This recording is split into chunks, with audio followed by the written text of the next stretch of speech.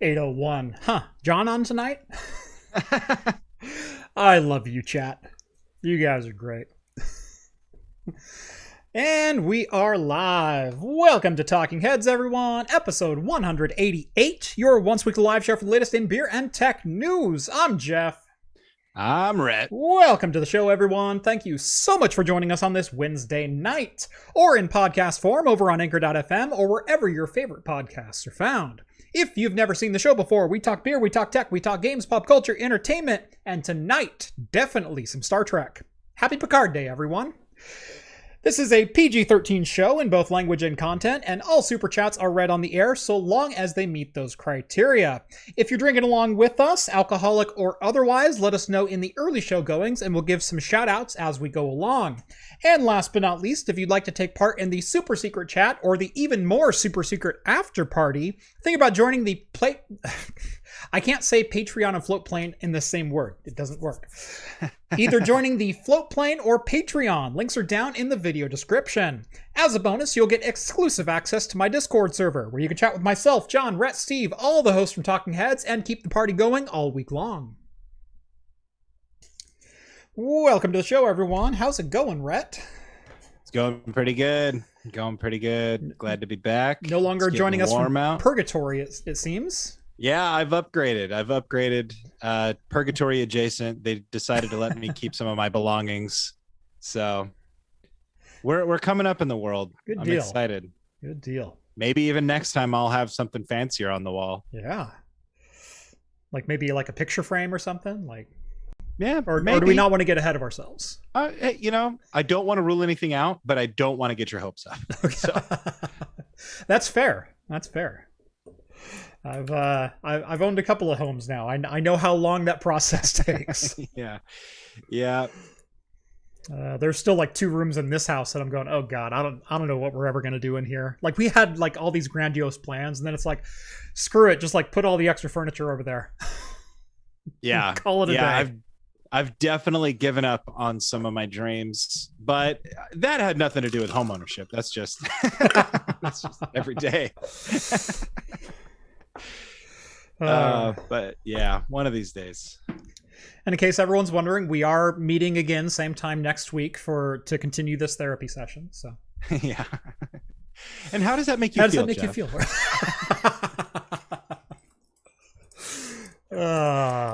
Look, you know what's almost as good as therapy and just as cheap?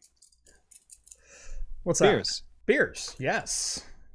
Of course. Speaking of beer, do you have something? I do. What are you drinking tonight? So unfortunately, I didn't bring the bottle down with me. I had to pour it because I'm so far away from the kitchen. I'm drinking a bourbon vanilla. You broke up there for like 10 seconds. Oh, come on. I'm serious. Bourbon vanilla cider from Bauman Farms. Oh, okay. Now I heard you. Delicious. I have had that one. It is delicious. It is quite excellent. Tonight, I think it's like 8.5%. Yeah, that sounds about right. Tonight I am opening with, I guess you can call it a gin mule, although I'm just going to make it in a pint glass. But I felt like a little ginger beer. So we're going to use Crater Lake Prohibition Era Gin. This is a corn-based gin. And a pretty fantastic little brew, if I don't say so myself.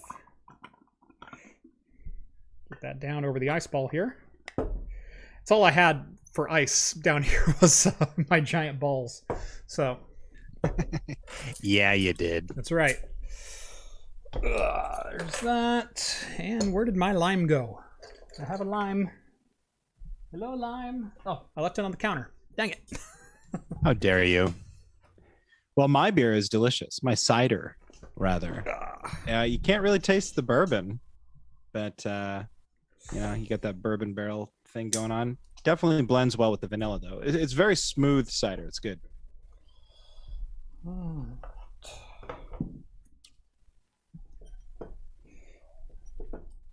That is a good lime. Holy crap.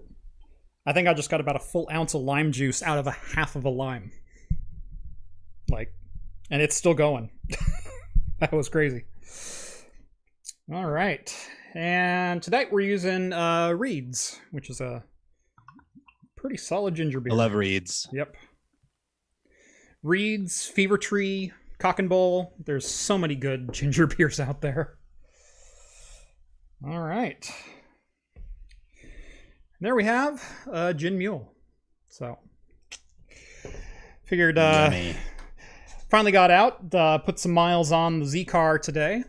Had spent about 3 hours just cruising the countryside this afternoon. I needed that. I really, really desperately needed that. You might have noticed I haven't posted a video this week, and Rhett, you might have noticed that I haven't had you edit a video in like a week and a half. That's because I've been literally just working on this one video for, I think, 8 days now. One video.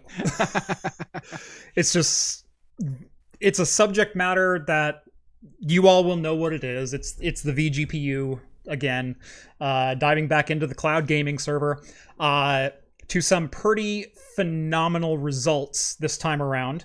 And spoiler alert, expect maybe like at least 4 more videos in this series after this one, because oh man, I have plans on different ways I want to test it and different hardware I want to use, and like I'm excited now.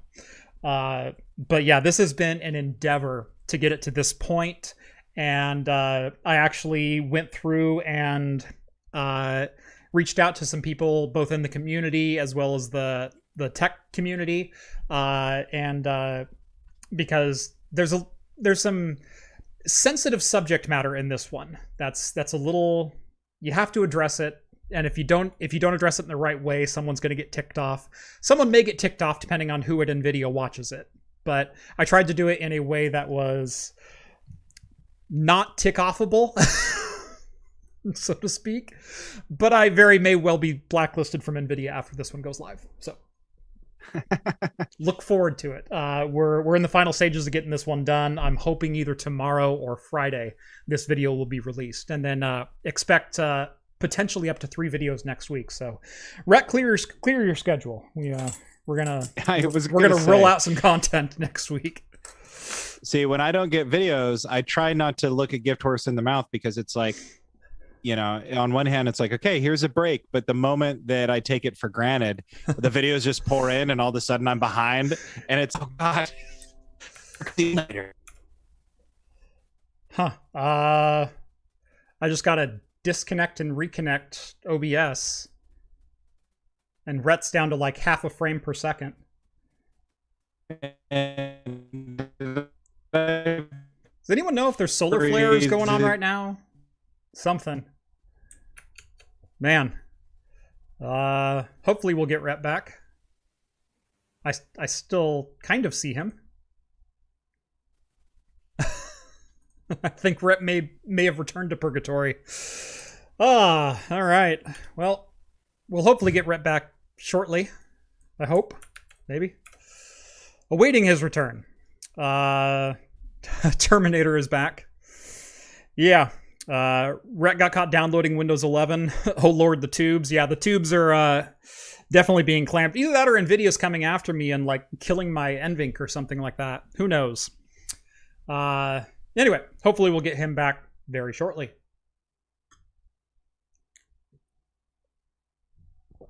Oh man, that's good. Oh. That is exactly the drink I needed after 3 hours with the top down on the convertible today. Oh, that was so good. And yeah, Rhett's bourbon vanilla cider. Skull chimes in and says that's actually a 9.4%. I thought it was closer to 8.5. A lot of Bauman ciders tend to be right in that 8.5. But no, apparently the bourbon barrel aged one is 9.4. Let's see. Rhett turning into Mad Max. Yes, he is, John J. Let's see. Rev cracked open a Firestone Waka Tequila Barrel Sunrise 2021. Is it the Firestone?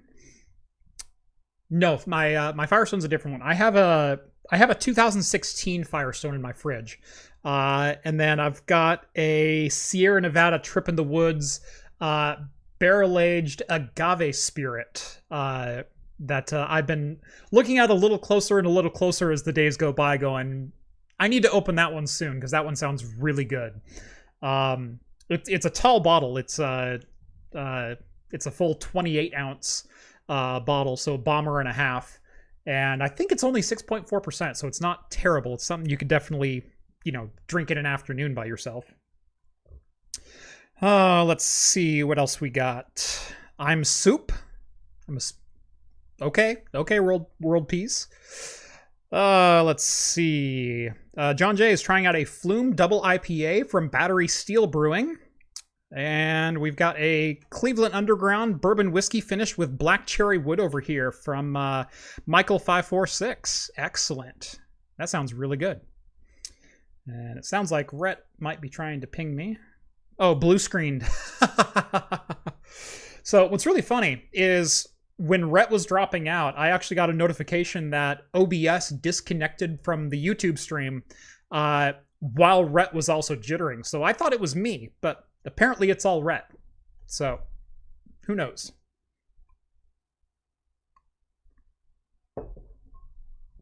Oh, that's a good mule. Oh, that's so good. And notice I didn't add any simple syrup. I don't think a gin mule needs simple syrup. Moscow Mule, I usually add like 3/4 ounce of simple, but especially with the corn-based gin, the prohibition-based gin, it's sweet enough already, at least to me. So, but I tend to like my drinks, number one, a little bit boozier, and number two, a little bit more bitter. So less sugar is not a bad thing. All right. YouTube did buffer out for a second or two. Yeah, I saw it buffer on my side. So I think, but OBS is still reporting 0 dropped packets. And so that's weird. Anyway, I'm going to go ahead and jump into the first story of the day. And that is that AMD, it's been rumored for a while, and it's something that we've never seen confirmed from them, but the rumor mill is picking up that as of Zen 4, so sometime Q3, early Q4 of 2021, so this year, that AMD with Zen 4 may be launching a 128 core 6-channel DDR5 based Epyc CPU and Threadripper CPU. By the way, DDR5 5200 memory support, 12 channel. Let that sink in. That is, it's absolutely more than double the current performance of the 3995WX.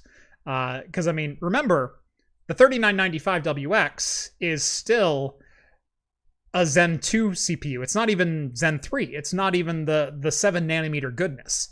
It's just Zen 2. So we're not even seeing the 7 nanometer level performance of the high-end Threadripper right now. Why is my bar for Zoom not going away? Come on. Come on. Boy. Zoom, don't do this to me. Come on. Welcome back, Rhett, by the way. Thank you. Everything went wrong at once. Yes. That was weird. I don't know why Zoom is doing this to me now, because the bar is stuck on at the bottom of the screen, even though I'm not highlighting that window anymore. Who knows? Probably because I chatted to you. Oh, yeah. I have chats waiting. Okay, that's what it is. Yes. Yeah, we did it. Good catch. 2 heads are better than 1. That's right. Welcome back. Thank you. We were talking about the potential for a Zen 4 128 core Epyc and Threadripper CPU. Remember back to show 1, episode 1, when we talked about Threadripper being announced, like the first one? 16 cores. Oh my, it's $1,000. What? Right. Like that was episode 1. Here we are, about 190 weeks later. We've only taken a couple of weeks off since that first show. Well, I guess there was about 2 months off, and then we started regularly, but sub 200 weeks. Here we are talking about 128 cores, 12 channel memory, DDR5, 5200 speed. We'll make Ian from over at Tech Potato happy and say mega transfers per second. 5200 MTS instead of megahertz, even though everyone else refers to it as megahertz, even though it's half the megahertz but doubled, kind of, because it's double data rate. So neither here nor there. You see that, Ian? I never once referred to it as megahertz. So I'm on your side, but I'm also on the side of people understand. So yeah. You're a tech communicator. You got to communicate it. That's right. Anyway, yeah. I was trying to spit out. This is beyond double the performance of the current 64-core Epyc CPUs and 64-core Threadripper CPUs. Yes, we're doubling the core count, but we're looking at skipping an entire generation of IPC improvement from Zen 3 because the current Threadripper chip is a Zen 2 chip. It's a 12 nanometer Zen 2 chip. We haven't hit 7 nanometer yet because that's Zen 3 architecture. This going to be fast. This is going to be blisteringly fast. Now, we do know that Genoa, which is an upcoming line of Epyc CPUs, is slated to offer at least 96 cores and 192 threads. So, that's already partway confirmed through AMD's own roadmaps. So the fact that they're looking at a straight up doubling going to 128 from 64, I think we all knew that was possible with the layout of Genoa and just the math of how many can you stack onto a single piece of silicon. It works out. So Genoa is going to be the next generation, also called Milan X or extra large Milan. So still Gen 3, but like a Milan Plus kind of thing. And we'll be utilizing X3D chiplet packing technology. So essentially 3D stacking on the chiplet design itself. But very, very exciting stuff, if true. This is still very much a rumor mill kind of thing, but I'm seeing multiple sources carry this one and run with it, and they're not citing each other. This isn't like WCCF is citing videocards.com and videocards.com is citing WCCF, or everyone is referencing the same rumor site. They're getting their information from somewhere, but they cannot cite their sources. And when that happens, I actually find that more believable. So, yeah. So here's the Genoa mock-up compared to the current generation of Rome and Milan chipsets, which again is your Zen 2 and Zen 3 style design. So 64 cores available there. They're looking at adding a third chiplet and increasing the memory count from 8 to 12. But is it possible to cram a full 128 on there? I think that's the real question. We'll find out. Mm-hmm. By the way, there's also 50% more pins on that chip from 4,096 to 6,096. Jeez. 6,096. LGA 6096. To put that in perspective, Intel's current big boy is 3647. Apparently, when you don't stuff as many cores into a CPU, you don't need as many pins. So. Clearly not. AMD wins by default.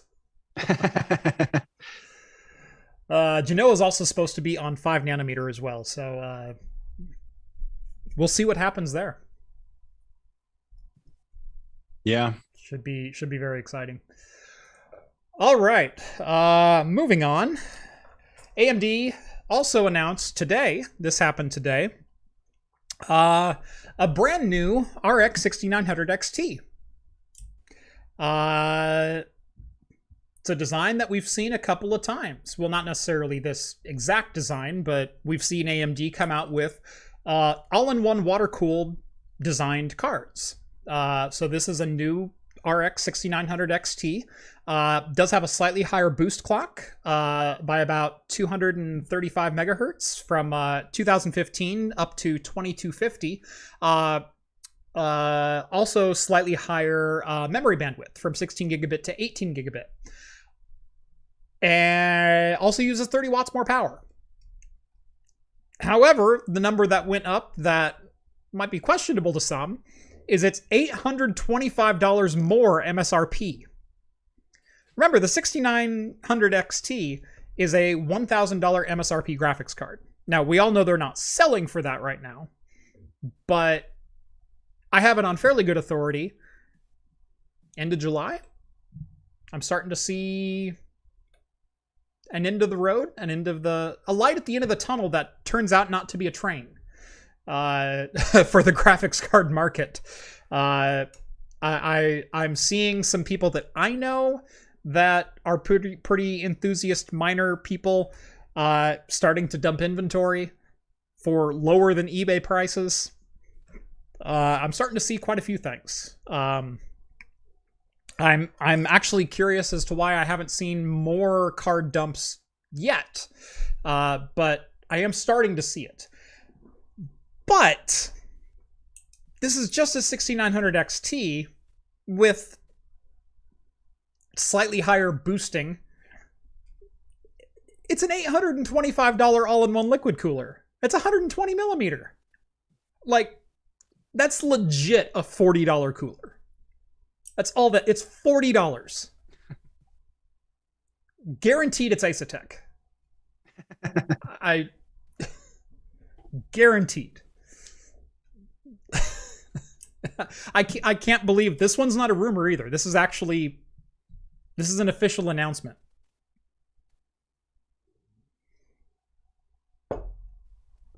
So what do you think, Rhett? Would you pay an $825 premium for a 120 millimeter all-in-one liquid cooler? Well, Jeff, as you know, I never spend money. I let my friends do it for me. It's very true. It's even more true as of late. Can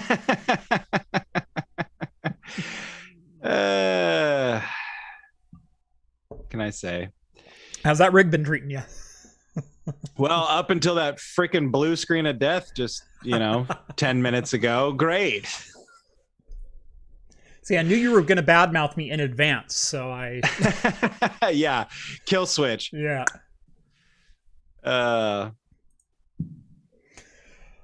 Yep. I can say I have a 6900 XT. I definitely spent more than $1,000 on it. I'm not that happy with it. I'm really not.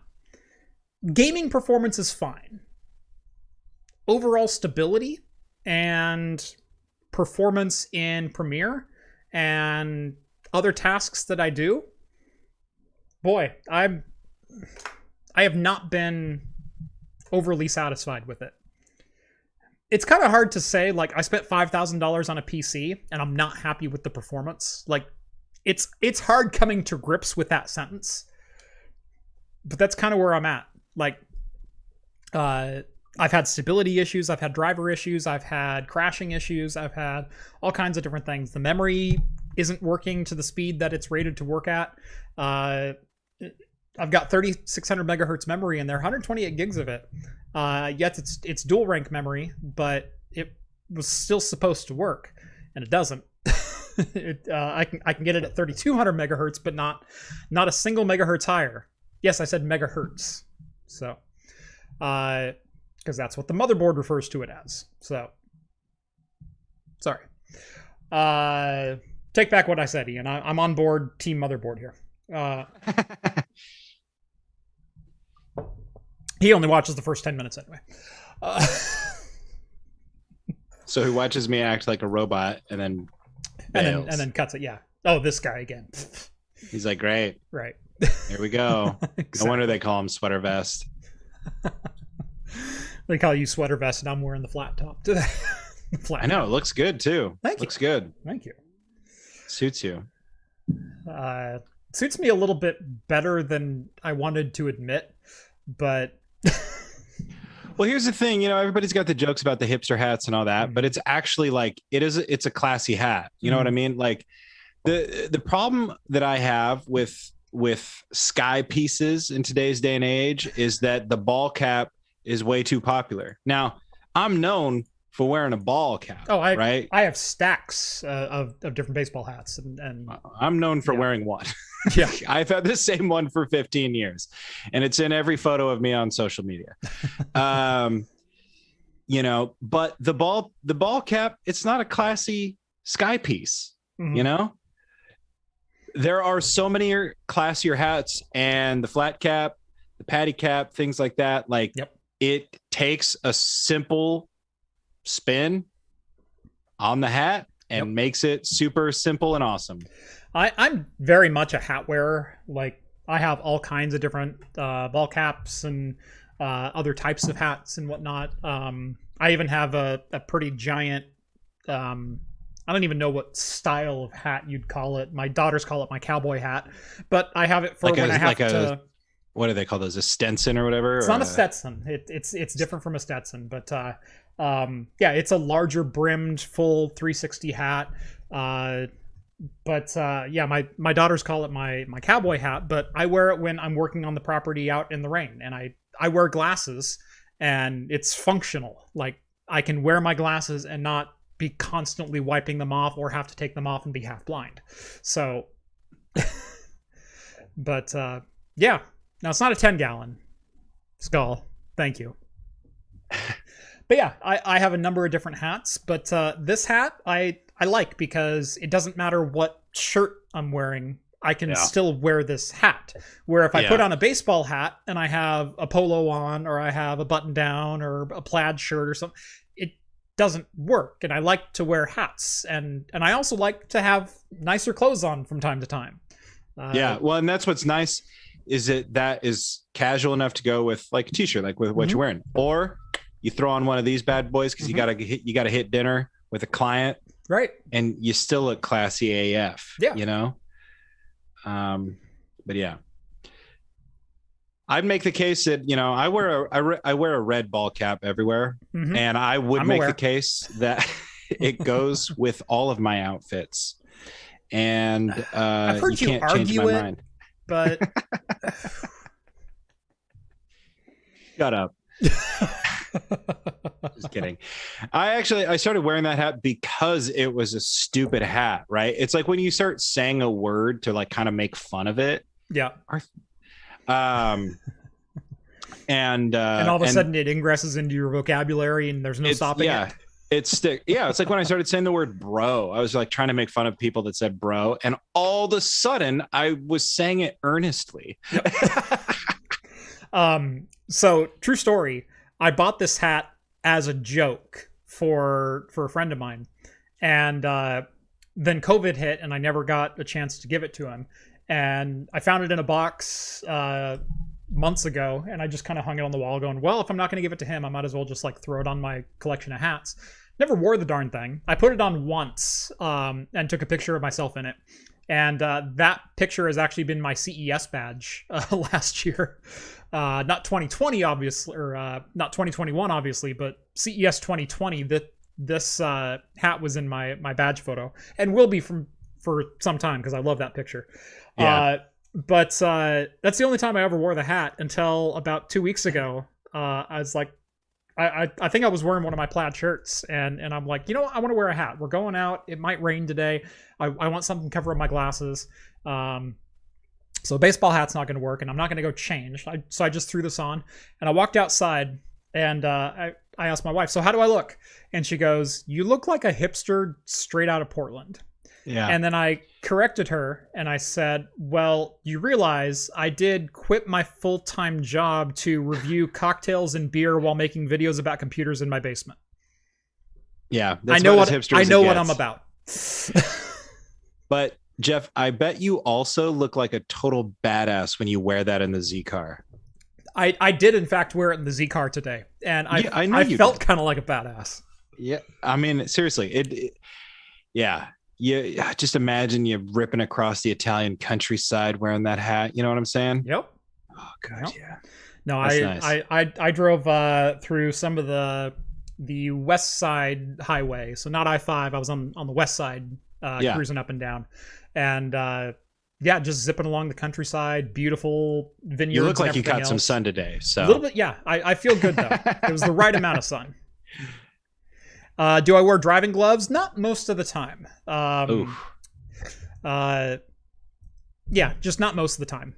Number one, in Oregon, it's rarely hot enough where it's like the leather and even my chromoly shift ball isn't burning my hand. So it's like, I don't need that much extra grip. Plus the road that I was on, it's straight. There's no corners. Plus, let's get real. Driving gloves anymore, they're cosmetic, right? Like they can be cosmetic. They can be for extra grip. So if I'm canyon carving, I do like to get some gloves. And I do have a pair of driving gloves. But if I'm just out cruising, and today was a cruise. Today wasn't a going and racking gears and that kind of thing. Today was literally just set the cruise control at 60 and enjoy the sights. And I needed that. Yeah. I do plan on going canyon carving maybe sometime this weekend or early next week. I'm going to go find a road and... Oh, man, you want a good drive? You ought to head out east of Malala. Mm-hmm. Head up on the other side of the Malala River, man. Oh, there are some good roads out there. There's actually a gorgeous road between you and where I used to live. And not the one you're thinking of. There's a different road that snakes between them. And holy crap, it is one of my favorite curvy roads ever. Yeah, dude, there's some good ones out here. Yeah. You know, one of my other favorites, and I've had to take it all the time because the main highway between, our two towns now is closed. But if you go out there, Sunnyview Road, between and you just head east on Sunnyview Road, man, and you hit some of the best. Oh, and the views are so good. It takes you just high enough up into the hills. Yep. You can see over everything. Oh God. There's a road near my house that if I take it up, I get a gorgeous view of a good chunk of the valley. And, man, you got some good roads out there. Yeah. Oh yeah. I'm a bit jealous of you. Yeah. There's a couple of roads that I can take. That one of them looks east over the valley. The other one looks south, and both of them just gorgeous, just fantastic. You see for miles and miles and miles, and they're fun roads. So. Yeah, for sure. Mm-hmm. See, I got to commute, and I stopped working from home, and I'm commuting again, and I'm going an hour, but one way, and it sucks, but I get to drive through some of the most gorgeous countryside. Yep. And it just makes it totally worth it, especially in this weather. Once the weather turns, it's going to suck because it's like fog city out there. Yeah. But right now it's perfect. I just love it. Anyway, good Lord, we could talk about We could. Let's go ahead and get into today's first sponsor, and then we'll jump on to our next story. So, today's episode of Talking Heads is brought to you by Roadcast.com, an online store for the modern PC enthusiast. We've all tried comparison shopping on the usual sites, filtering by price or spec, or even what received the best reviews. But all too often, the specs don't match your filter, half the reviews are fake, and the components you need are out of stock anyway. Roadcast is introducing a new way to buy hardware. Gone are the tacky, over-the-top company promotional videos backed with dubstep music. Instead, you'll find dedicated product reviews from reviewers you know and trust, with actual information about the products you want. Are you looking for a graphics card right now? Make sure to follow @RealRoadcast on Twitter to get stock alerts so you can finally complete that build of yours. Visit Roadcast.com. I was going to put a slash in there, but I don't have an affiliate link. Visit Roadcast.com today and get all the PC parts you need, backed by honest reviews at a price you can afford. Again, that's Roadcast.com, and thanks again to them for sponsoring today's episode. Thank you, Roadcast. Thank you, Roadcast. You guys are awesome. You're helping pay my mortgage. Buying me beer, so works for me. True. Hey, whatever, you know? Oh. Good ad read. Thank you. Dude, you nailed that. Thank you. Even when I kind of stuttered and half spit over the last line. You know, though, I think you got a future in this. I think you got a future in reading copy, you know? I do have a good voice when I get it down, so. I'm not even being facetious. I'm trying to be honest. No, I was taking the compliment. Like, oh, okay. I'm sorry. You looked a little uncomfortable. Like, yo, is this a bit? Nope. All right, good. Sorry. No, and people ask if I talk like this all the time.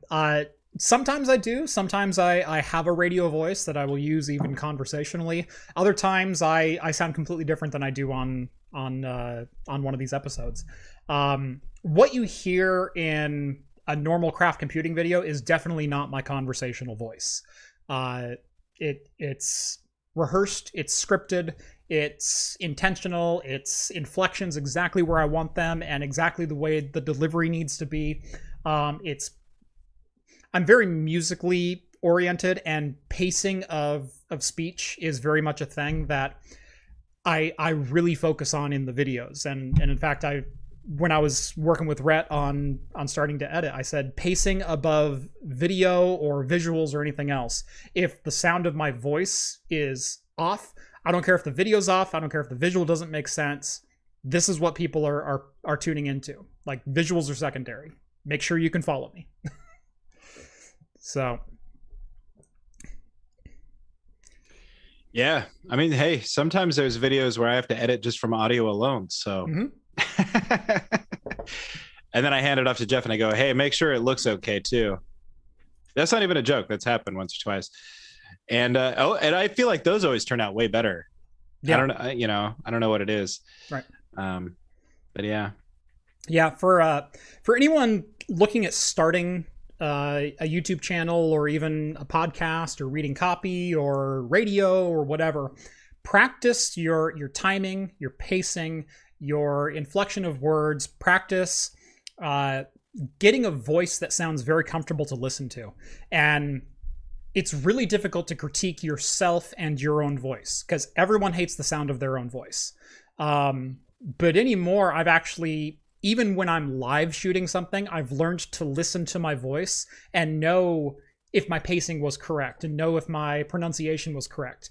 And I still make mistakes every once in a while, but the main thing that drives me nuts about turning on a YouTube video that's supposed to be an instructional video is the guy who has the camera and he goes, okay, so today we're going to talk about, well, I was working out in my garage and I've got this old Ford here.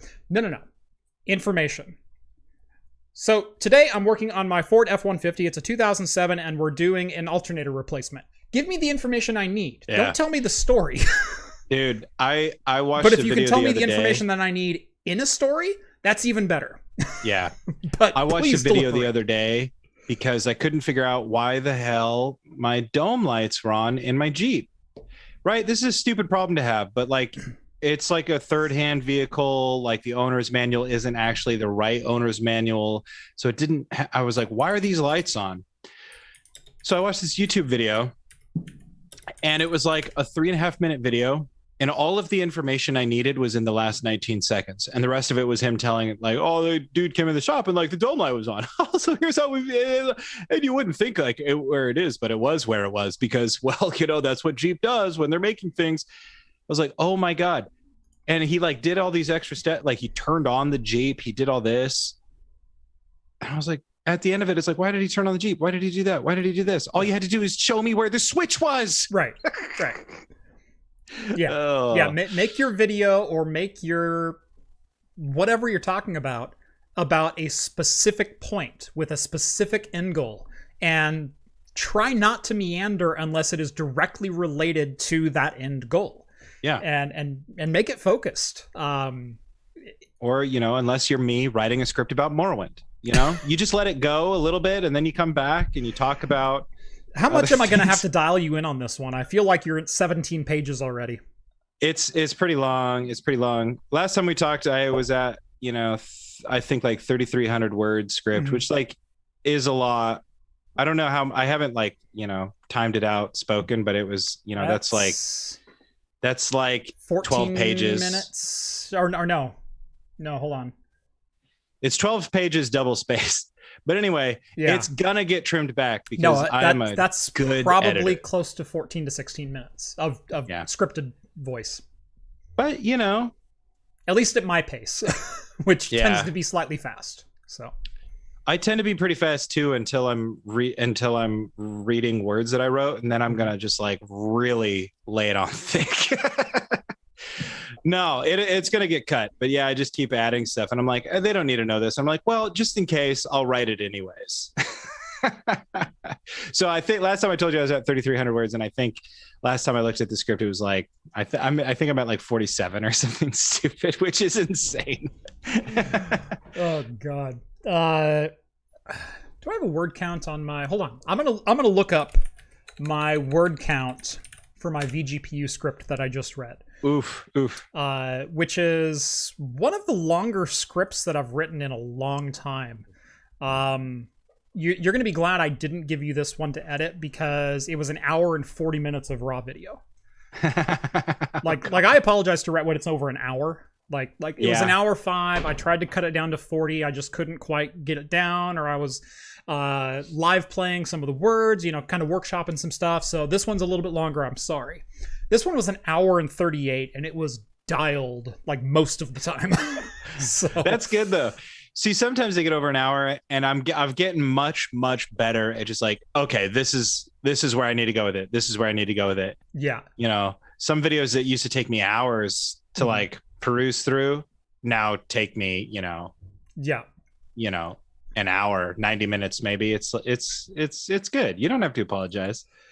Okay, tools. Where's the word count? There we go. 2656 words. 2656. That's a lot of words, though. You think about it, because I think it comes out to be about... Yeah, mine is 6 pages, single spaced. So yeah, we're about the same there. Okay, that makes it. Yeah, because I was going to say 250 double spaced is about a page, so if you... I will say the total video length is about 17 minutes. So good like I said, I know word to length ratio at this point. All right, I'm gonna have to trim it. But that's all right. Yep. No, this is after I trimmed it. Like, I'm good with 17 minutes on this one. And this isn't even the tutorial on how to do it. This is just I did it. Oh Lord. I did it, and here's not even like a rehash of the journey. Like, I know on a couple of my cloud gaming server videos, I rehashed like, welcome to part 5. Let me talk you through parts 1 through 4. We're 17 minutes in, and let me get into part 5 now. Like, I know I did that once or twice. This one, I gave like a 2-minute synopsis. And it wasn't even much of that. It was just explaining a context for where we were versus what's changed in the last 6 months, because there's been a lot of development from a lot of different parties in the last 6 months, and I wanted to give that some context. Because I had to talk about all of it to deliver the result. So, and like I said, there's a lot more tangents that I have to take from this point on out as well. So, yeah. Hey, we got a super chat, Jeff, from John J. Thank you, John. 127 watching. How about some likes for the hat at least? Hey, amen. And since he said that, at least since I noticed, we've gotten 4 more likes. So keep them coming for the hat. And keep it coming for the Tech Talk, because we got plenty more stories coming your way. Yes, sir. Speaking of, let's go ahead and jump into what CNN Business calls a bunch of BS. Yeah.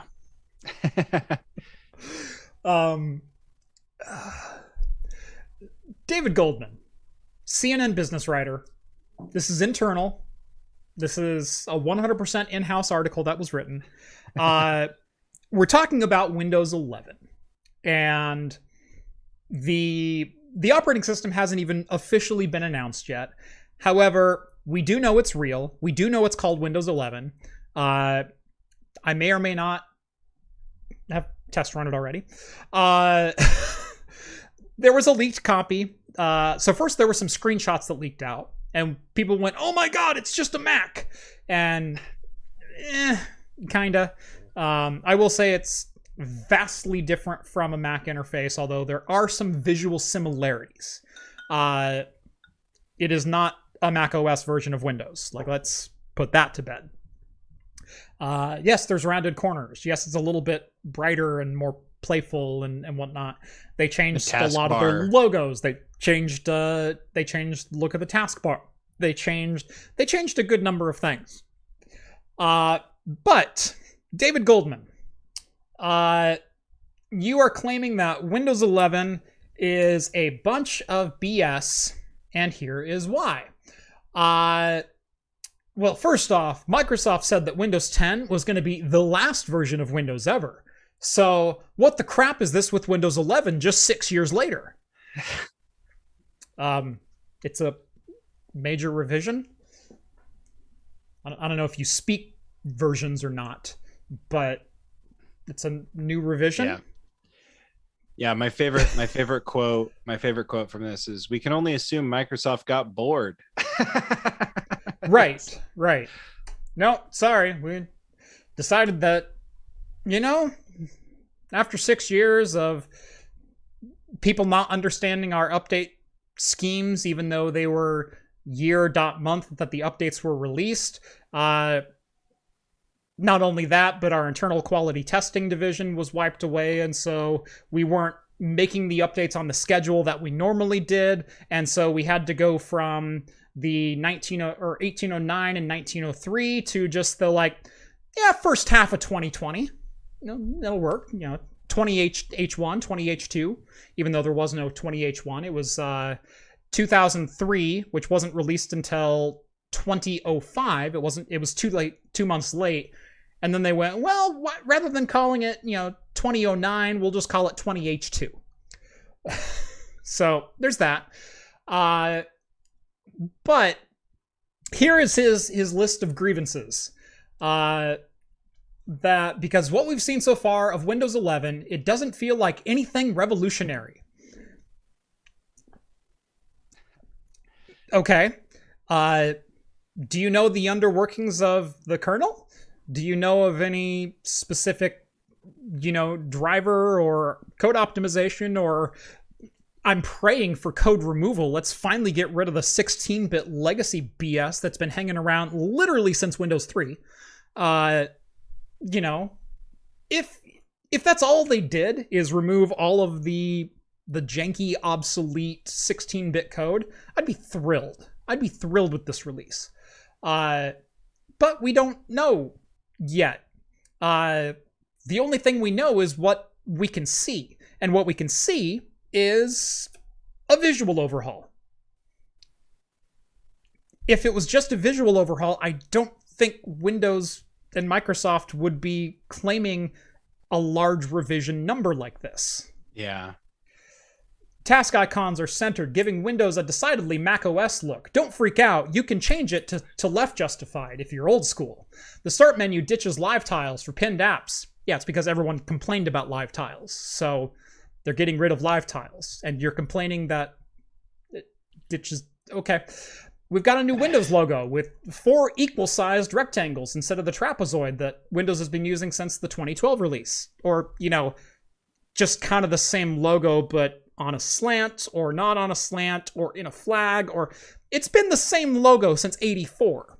The window, checkerboard window is the Windows logo. All the Windows icons have been redesigned with more colorful gradient and slightly more 3D appearance. Plus, real quick, I just got to put, he's irritated about the logo. He's talking about old school and all this. This has been the logo since 2012, which it's right. I just dude, yo, That wasn't that long To be ago. fair, Rat, that's almost half his life. In his mind, Windows Vista was the worst release ever. You know what, dude?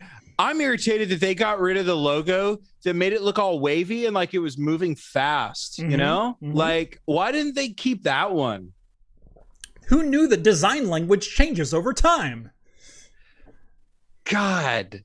But this one is actually really funny to me. All the Windows icons have been redesigned with a slightly more colorful gradient and slightly more 3D appearance.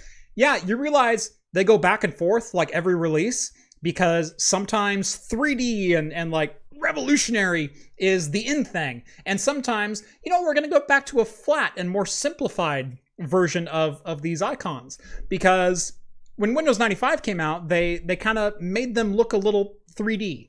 And then when Windows 98 came out, specifically 98 Second Edition, they were even more 3D. And then when Windows 2000 came out, they kind of flattened them again. And then XP made them a little bold, and Windows 7 kind of pushed them a little bit more bold. And Windows Vista, whatever the bloody hell they tried to do, was even more like 3D and colors everywhere. And then everyone hated it, and Windows 8 came out, and they went, you know what, we're going back to flat now. Flat, minimalist, right? Color-oriented. This is the thing, man. Like, there's this whole language of design, and it shapes every single thing that we interact with in our daily lives, and it shifts and it changes, and what sorts of things look new, what sorts of things look old, and it always shifts. And as we all know, trends kind of go back and forth. What was cool 40 years ago is coming back around. What was cool 30 years ago might come around later. 20 years ago, it's like, what was cool 10 years ago, that was stupid. Everybody was stupid back then, right. But this is a thing, man. Like, things have to shift, or we're not ever going to think that they're fresh and new. Because the first thing that we're looking at are visuals. Yep. And right now, what's really in is like the minimalist, the flat, the colors. It's like less is more. Like, look at what Google is doing to all of their logos. Like, for God's sake, I can barely tell half of them apart for all of their different, integrated apps and stuff. It's like, is that Slack? Or nope, that's the podcast app. Oh, is that nope, that's the calendar app. But they look cool, they look great, they look like they're moving their company forward. That's what it's about. It's about impressions, it's about firsthand. But man, it's like, the icons have been redesigned for 3D appearance.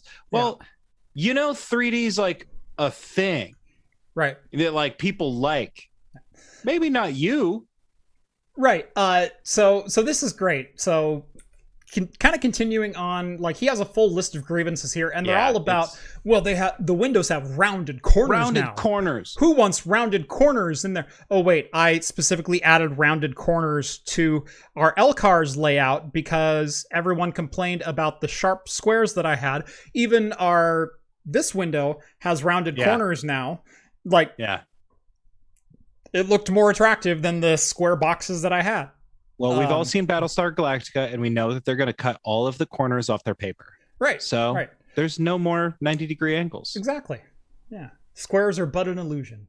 Wow, look at that Twitter interface in there. Rounded corners? What? No. Look at what? No, surely not. But no. Surely Mac invented that. So he has this whole list of graphical grievances. And that's pretty much it. Microsoft will reportedly update the Microsoft Store, but that wasn't featured in this version of Windows 11 that leaked. Again, all you've done is install the base OS and went, that looks different. I don't like it. That's his review. And Windows 11 is leaked, and it's a bunch of BS. Okay.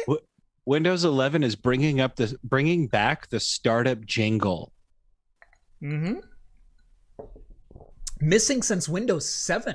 That was cool in 7, because if you knew how, you could go in and change it to whatever you wanted. Mm-hmm. I had it play heavy metal when I started my computer. My favorite one was Mr. Scott going, "Hello, computer." Yeah. See? Right. People are clever.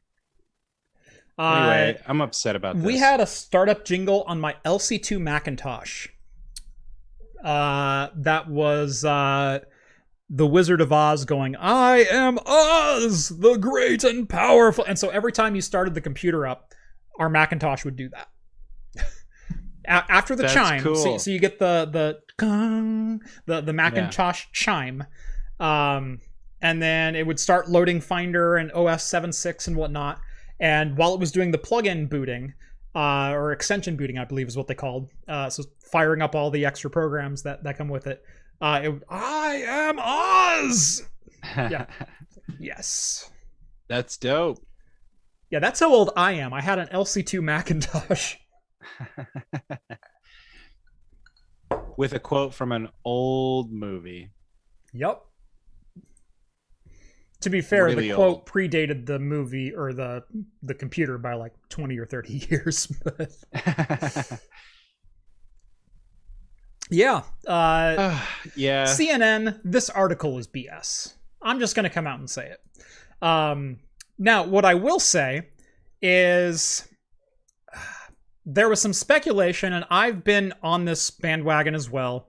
I'm irritated at this point that Microsoft is moving to an operating system as a service type application, which means it's a living, breathing service that essentially you have an account for, and they are collecting data from you, but it is still a paid product. And that to me is like riding both sides of the fence. Like either it's a software as a service and it's ad supported, and you're collecting data and making money off that, or you're selling me a license and leaving me the F alone. Yeah. And I definitely much prefer the latter. And since Windows Vista, we haven't really gotten a version of Windows that leaves me the F alone.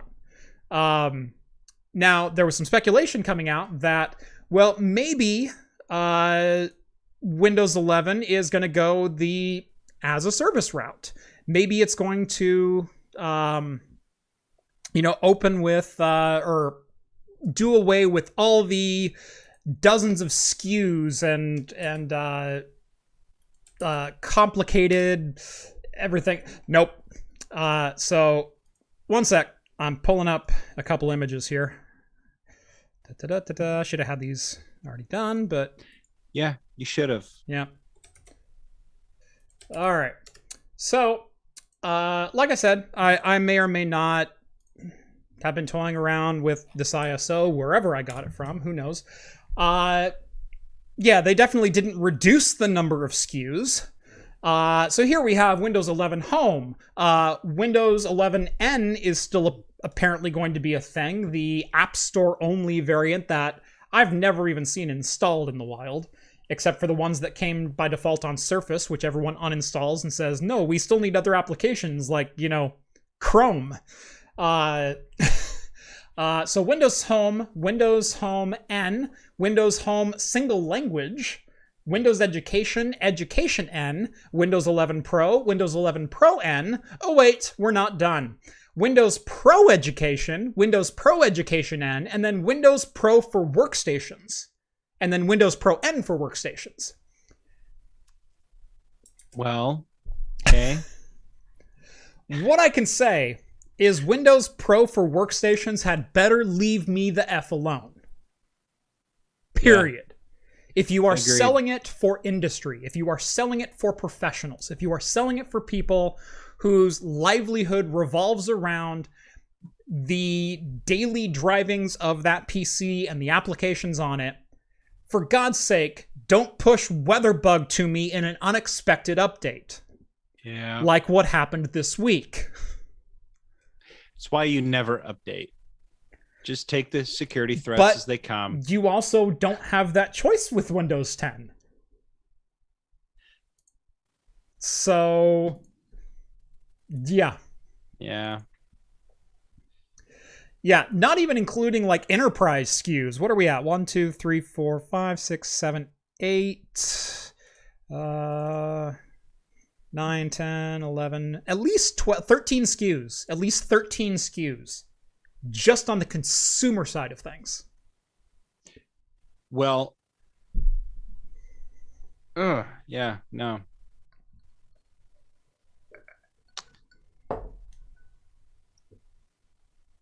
That's stupid. Windows Pro and Workstation Professional Enterprise Edition with Candy Crush included. Right! There is no reason in the world I need Candy Crush on my CAD workstation. Well, okay, but have you considered that legally your employer needs to give you a break, right? Doesn't mean it needs to be on the PC. You gonna go out and smoke a cigarette? You gonna play Candy Crush, Jeff? Choice is yours. Well, let's look at it from the flip side. Let's look at it from an information security perspective. Let's look at it from an industry perspective. As an organization, I am liable and culpable for every application that's installed and every potential security hole that is on PCs. And I'm sorry, but Microsoft is not the one that is in charge of Candy Crush security and potential vulnerabilities. Yeah. I mean, the fact of the matter is, we're still getting malware through Microsoft Excel documents that contain macros from 1993. Those are vulnerabilities that are still on PC, that if you download invoice.xls and your PC or Excel has macros enabled, you just ransomwared your network. So I'm supposed to trust Candy Crush? True. I mean, God, who makes Candy Crush? Pop Games or King Games. King. Oh yeah. It's not PopCap Games. That's somebody else. It's either PopCap or King. It's one of the two. I think you're right. It is King Games. But they're playing the long game here. They just want to get on every PC. It's kind of exactly it. But my point remains that Microsoft, if you are selling to industry, you can't be... I'm surprised Microsoft as a paid product isn't liable for leaks like that, for security vulnerabilities like that. I'm surprised no one has ever taken them to court, and I think the only reason they haven't is either because they've settled and we haven't heard about it, or that they just haven't gotten bitten yet. Yeah. But think about all the random applications that get installed, even on my Windows 10 Pro installations here.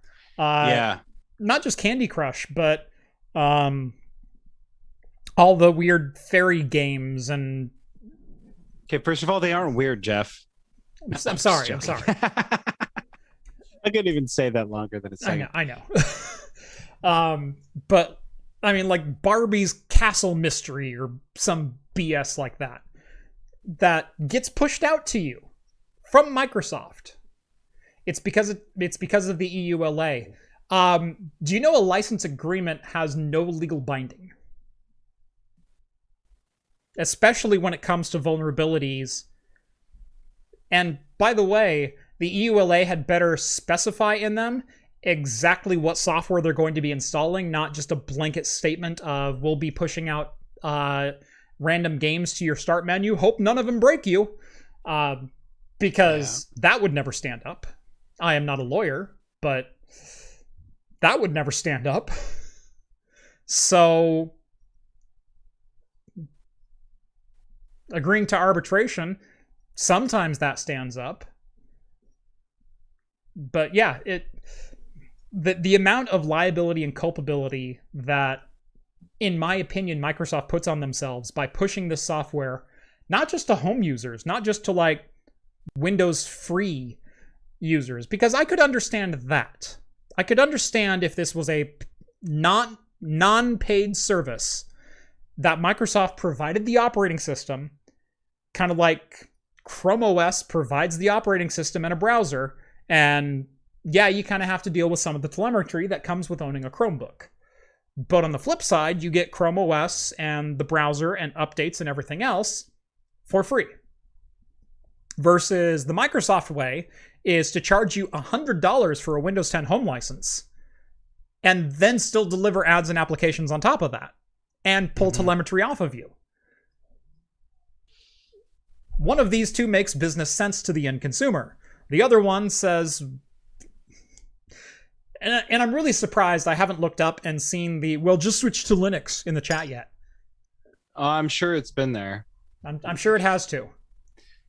Yeah, I mean, that's the truth. You know, I've talked about this before, but you are not able to just exist in this world anymore. And the same can be said of, you know, I mean, that, you know, that used to be the thing. Like when I was out of high school, you know, the big thing was like, well, as long as you got your computer, good to go. You don't need anything else. You got your entertainment, you got your work, you've got all this, that, and the other. But you can't even exist on your computer anymore without being advertised to or catered to or manipulated or, you know, have your telemetry extracted. I mean, that's everything in life. Have you seen the Bo Burnham Inside yet? Oh, God, yeah. I loved it, yeah. Would you like to see the news or any famous women's feet? Like that song. Holy crap. So good. Yeah. So good. Yeah, man. So we've been yelling about on Linux the entire time. Yeah. I figured you guys were. I was just shocked that it wasn't prevalent enough for me to have caught it yet. I knew it was there. BSD is only good for TrueNAS. And even then TrueNAS scales on Debian now, so. Yeah. Unfortunately, we'll probably never break out of this cycle because, you know, our whole lives are owned by like 3 corporations in a trench coat. I mean, they don't even have a trench coat at this point. Let's get real, you know. It's all right there. Yeah. Hey, would you like to buy this listening device and put it in your kitchen? You know, I am guilty of that. But at the same time, I carry a tracker in my pocket everywhere I go. Right. So it's like, you know, is Amazon making money off of knowing that I want to know the weather at 6:50 a.m. and that I listen to Hamilton 3 times a day? Sure. You can have that money. Yep. Meanwhile, I'll go out and grind, hustle, you know, scrape every penny just to get by. But, you know, you can make money off me listening to Hamilton. Whatever you got to do. Sadly, Linux is going corporate for the past 15 years. Yes and no, but hey, now BSD is good for PF Sense too. Yeah, sorry, I forgot PF Sense had BSD at its core. So that's on me. BSD can do 2 things. Hey, Wiretap, what's the weather? Classic. Hey, Alexa, order 55-gallon drum of lube. Confirm. Just making sure no one has an Alexa nearby. And if you do, enjoy that. Anyway, I'm going to grab my second beer really quick. Yeah, I'm ready for another one too. As it were. You all know what I'm going to be drinking next. It should come as no surprise that after drinking my craft cider, bourbon barrel-aged vanilla cider, that I'm going to now drink a Rainier. Oh, we've reached that part of the show, have we? Actually, I'll tell you guys what. If y'all chime in and chat, maybe I'll pour it into a glass. But that's if you ask me to pour it into a glass. Otherwise, it's coming out of the can. Okay? Wow. We're going highbrow with this tonight. I'm leaving it up to the audience. Okay, we got 143 watching. I can't let you all down. If you think that a Rainier needs to be drank out of a glass, Rhett, if it needs to be respected, Rhett, just drink it out of the can. You know you want to. Oh, Michael Stevens first to chime in. Glass. Yeah, but I'm curious what everyone else says. Okay, Reverend is a mod, and he says no glass, that ain't class. Yeah. A clean glass or a used glass. Skull is on to me. I only have one glass down here, and it's the one I just used. See? GI Pilot says, thanks for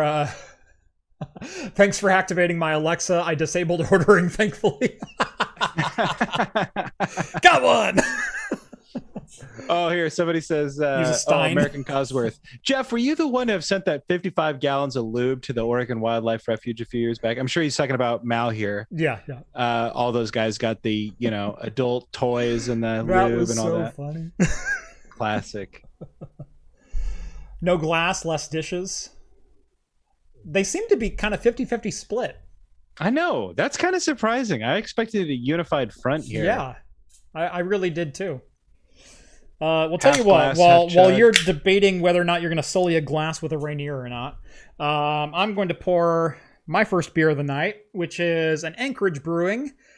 This is Night Vision, 8.6%, double dry hopped IPA with Galaxy, Sabro, and Nelson Sauvin hops.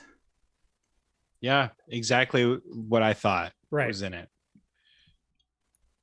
Those don't sound like Pacific Northwest hops, but it is Anchorage Brewing, so who knows? Yeah.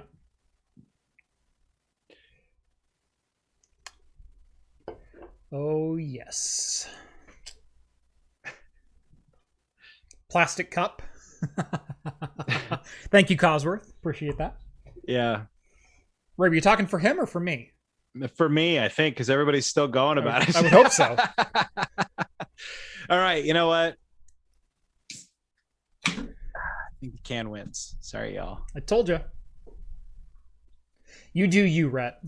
I mean, the truth is that I just be true to yourself. I also trust Rev's input. So I'm just gonna have to take a leap here. I'm sorry, what were we talking about? I wasn't paying attention. I know. This beer is so good. It's so smooth, and in it is the golden flavor of Yakima Valley hops. I mean, this is a beer of the Pacific Northwest for the Pacific Northwest. I mean, it tastes you know that dream, dream in Happy Gilmore? Your happy place? Go to my happy place. Yeah, Chugs is there. And so's that girl. Yeah. This beer takes me to my happy place. I bet it does. But you know what? And I'm sorry. I'm looking at the camera feed right now, and I'm looking at the appearance of me drinking a tulip in this hat. I know. Did you just hit your teeth on that glass? Mm-hmm. Oh, God. Just this one. just one. Wasn't bad. I hate when I do that. Yeah.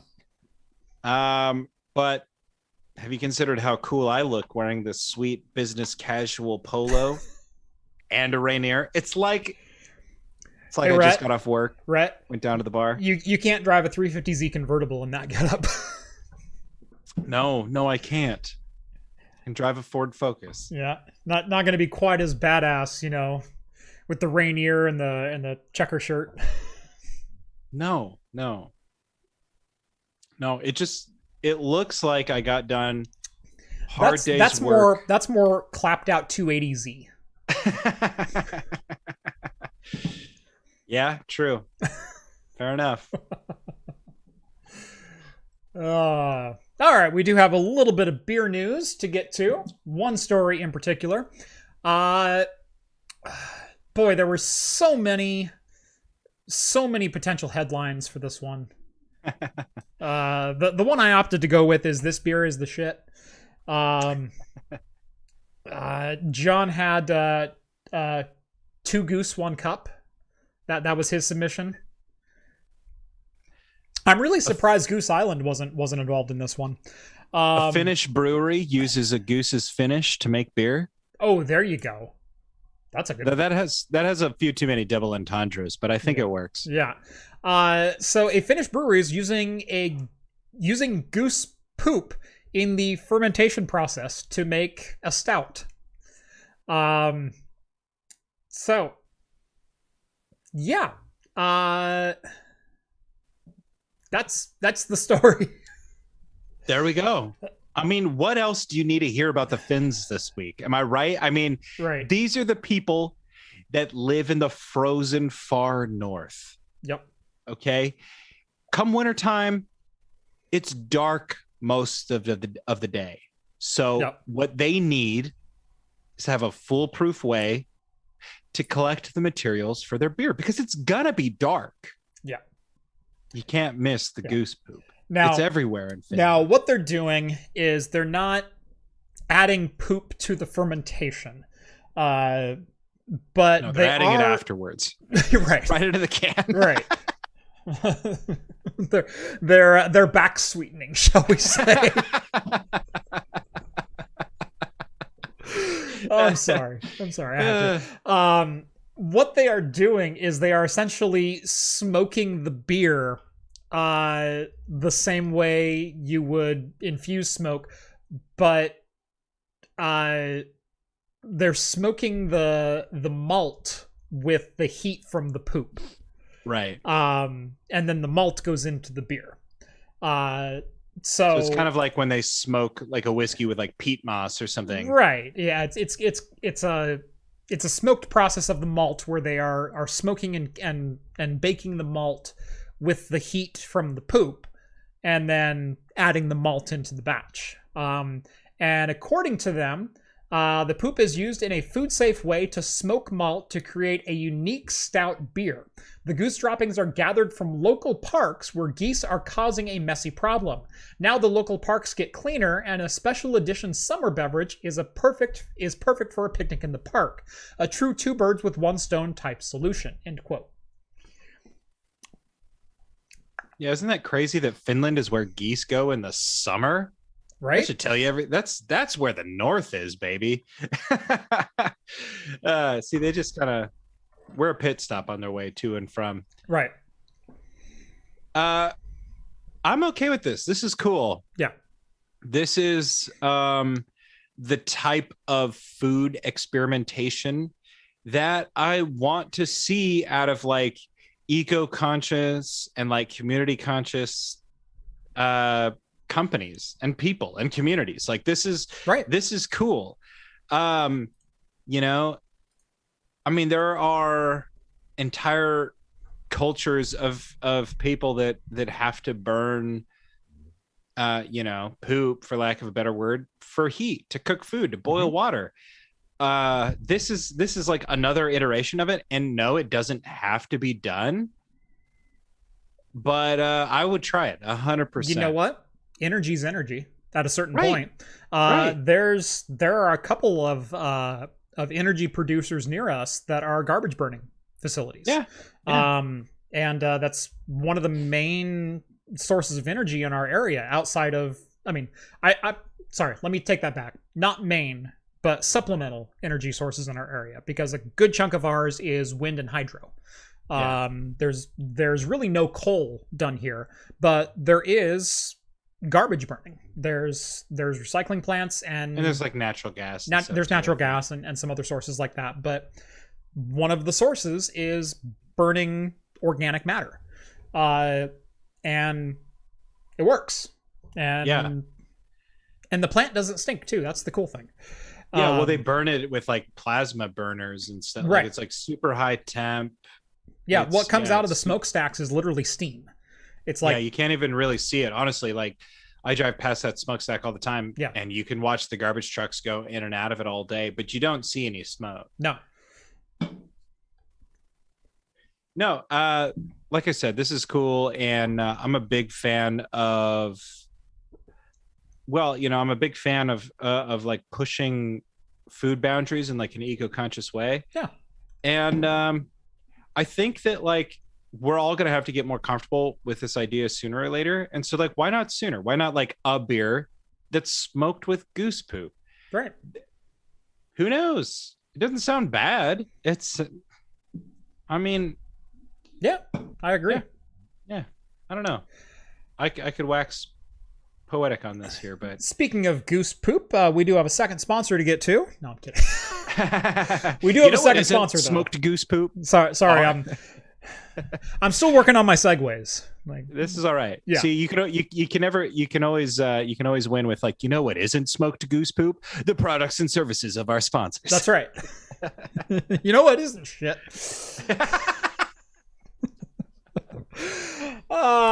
Today's episode of Talking Heads is brought to you by Linode. If you've ever needed to host your own servers, whether it be for home or business, but don't have the resources or time to invest in hardware, power, cooling, or even space, why not let Linode host them for you? Because if it runs on Linux, it'll run on Linode.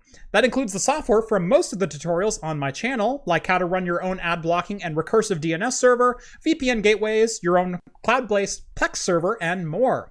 Linode makes it simple to deploy and manage your own cloud services, with solutions ranging from a single shared CPU to massive multi-core virtual machines.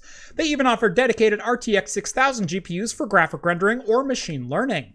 With shared CPU plans starting at as little as $5 per month and scaling up to as high as you need to go, you'll be able to find a hosting plan that fits your needs. And even if you do host your own servers, you can use Linode to keep backups off-site. Because remember, RAID is not a backup. Visit linode.com/craftcomputing and get a $100 60-day credit when starting a new account. That's linode.com/craftcomputing. And thanks again to Linode for sponsoring today's episode. I'll raise a glass to Linode. Oh, and this showed up today. Oh. Hold on. Boom. RAID is not a backup. You know what? Prove it. Okay? So got dozens of enterprise clients that disagree. Yeah. So thank you, Rom, for number one designing that one, and I'm assuming either Rom or someone sent it to me. Wasn't expecting it, but I knew that it was a design that was up and for sale. And cool. He's offered to let me make it into my own shirt. I will be hopefully doing that very shortly. I've actually reopened talks with a couple of merch vendors, and I'm hoping that's going to be one of the first shirts that I offer for sale. Is RAID is not a backup in the RAID Shadow Legends font. Yo, cheers to Rom. Love it. And the others that may have been involved. Yep. Yes, craftcomputing.store coming soon. If you go there now, it'll take you to my Amazon store, so you can just buy something on Amazon and I still get the affiliate credit for it. So hey, there you go. Why not? Cheers to that. Does it say Shadow Legends on the back?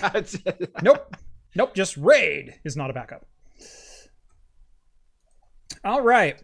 So E3 was this week. Yeah. And there were some hits. Yeah. There were some not. There was no Switch Pro. Let's start with that. One of the favorite memes that I saw from this was insiders are telling us that a Switch Pro release is imminent, and then Nintendo from the Penguin in one of the 1950s cartoons is, well, now I'm not doing it. Yeah. I mean, we all know that the Switch Pro is imminent, and I think like some details have already been leaked. So like, why does it? I think what really shined through in this E3 is how many companies realized how much they don't need E3. And I think Nintendo, I don't know, I'm just guessing because I didn't watch the coverage live by any means. Yeah, I basically did daily recaps on it. And yeah, I'm not a gaming outlet. I mean, I'm a gaming outlet, but gaming by proxy, where I'm the hardware focused, not the I'm going to review games. Right. Yet. And 4,700 word script of Morrowind incoming. God help us all. It'll be trimmed, I swear. I just write it all, baby. You're gonna trim it and then increase it to 5,200 somehow. But that's how you know they're all good words. It'll be 2 videos. Fine, whatever. I'm giving you 1. All right. 45-minute video income. Here's the thing. Look, I don't want to derail from E3 too much, but all of the Morrowind videos I've been watching for inspiration are at least an hour long. I watched one that was 8 hours. Yeah, we're not doing that. No, like, I don't have 8 hours in me, Jeff. Right. Well, not for that anyway. No. I'll play it for 8 hours. But yeah, so what I was saying about E3 is it really seemed like a lot of companies, with a couple of exceptions, and I mean Nintendo was one of them, I think Microsoft was another, they realized that they didn't really need E3 for the screen time, for the coverage, for any of these things. Yeah. And so like maybe Nintendo was just like, we're going to put the focus on games. We don't need to talk about the Switch Pro. Right. And again, maybe I'm mistaken. We can have a Nintendo Direct event for that. Right. Why play our big card right now that's going to get lost in the shuffle of other big announcements or 2 or 3 big games when we can just drop Breath of the Wild 2 and WarioWare 2 on you and call it a day. Yeah. I mean, and that's all they need to do, right. You know? And honestly, I kind of like that approach from let's keep E3 and events like E3 as structured and cohesive as possible. Yeah. There doesn't need to be peripheral launches or new console launches or anything. Let's make E3 about games. Let's make CES about hardware. Let's make, name another convention about X industry within the industry. And I kind of like that. I like it a little bit more structured like that. But that's just me. I'm not a corporate exec who wants my name in lights all the time. Yeah. And I think that's the thing. And I think that we are going to see just kind of how COVID has laid bare a lot of things like this. Like, nobody has ever needed E3. No. I haven't really watched live coverage of E3 since like G4 was a thing.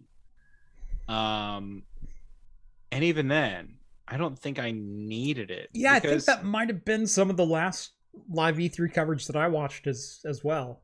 Right. And it was great. It was fun. It was something to have on. But yeah, I mean, that's just not how people get news anymore, especially about games. And the market is so saturated. It's like, okay, great. I'm glad that I have a place where I can figure out what these tentpole companies are doing. But I feel like I get just as more out of things like PAX. Mm-hmm. I don't know. It's hard to say. I mean, the indie showcase this year was good. There seemed to be like a lot of really good, a lot of good showings. But I don't know. This is just me. I'm just kind of ranting about it. It was not. I'm not going to say disappointing. It wasn't disappointing because I also don't really care about E3 all that much. So I followed it. I checked it out. I saw what was kind of coming out. What things people were talking about. You can't help but see some of them on Reddit or on Twitter or whatever. And that's great. I'm glad to have it somewhere. Yep. But so there were a couple of title releases or announcements rather that kind of caught my eye. First and foremost, I think I'm going to give it up to the new IP, and that is Starfield. This is one I'm definitely interested in, very much interested in. Some people don't like what Bethesda has done with Fallout. They don't like with Fallout 4 specifically, they pushed it more towards shooter and casual than they did towards hyper RPG with 30,000 stats and different character upgrades and abilities and things like that. I liked Fallout 4. I loved Fallout 4. I thought it was fantastic. Yeah, it was. And yes, it leaned a little bit more heavily on first-person combat, but it also played much better in first-person combat than previous Fallouts did. And I thought it was a wonderful blend. Yeah. Could I use my science perk as much as I used to in Fallout New Vegas? No. Could I, I mean, here's the thing, though. Fallout New Vegas, you couldn't even use your science perk as much as you could in Fallout 2. Right. So, bad argument. And when games get larger appeal and bigger budgets, this kind of happens because they also need to be hits. They also need to play with more than just the traditional Fallout audience. Same thing happened. I mean, you can go back even within the history of Interplay, which was later on purchased by Bethesda, which was later on purchased by id, which was later on purchased by Microsoft. Let's look at the Descent franchise, where Descent 1 and 2 were very, very niche focused games with driven mechanics, but pretty in-depth level designs and large communities of people who generated maps and which resulted in worldwide conferences and things like that around a game from 1994. And then Descent 3 came out, and it was a little bit more toned down. And then kind of in the late 90s, so towards 98 and 99, they went, well, we need to compete with a little bit different version of a franchise. And so, you know, X-Wing and TIE Fighter and those games have always done well. And they just came out with X-Wing versus TIE Fighter, which is a full online multiplayer space flight open game sim. You know what? We need to compete with that. And so we got Descent Free Space and then Free Space 2. And that's the way the franchise went until Interplay died as a studio. It happens time and time again, where the larger your budget gets, the more global and generalized your audience needs to be. And I don't think that's necessarily a bad thing. No, it's not a bad thing. And it gives us, you know, great titles. And actually, like, this is like kind of a focus of like part of my script on this Morrowind thing is that, you know, as you gain a bigger audience and as you try to gain a bigger audience, you do have to begin to cater to like the lowest common denominator in many regards, which is why when you see in Morrowind, for example, Morrowind goes from this exotic locale, you know, with these crazy things that are kind of hard to grasp and really highbrow. I'm giving you 30 seconds, by the way. Well, they give you, you know, highbrow concepts and things like this, and they introduce a lot of interesting and bizarre concepts. But then you get into Oblivion and you get into Skyrim, and like those things are there, the flavor are still there. Yeah. However, the exotic locales are gone. You know, Skyrim might seem look, we're in Dwemer. Exotic. We're in the Dwemer again. Right. Yeah. But it's also typical Western European fantasy. Yes. In all regards. Skyrim has castles and it has dragons. Yeah. How much more typical? It's not these towering mushrooms and silt striders. Like, right. You know, with these. Yeah, exactly. And there's just, and that's not just the case for games. That's the case for music, you know, which is why somebody like Axis of Awesome can go and write the 4-chord song, because at a certain point, the things that are going to perform the best,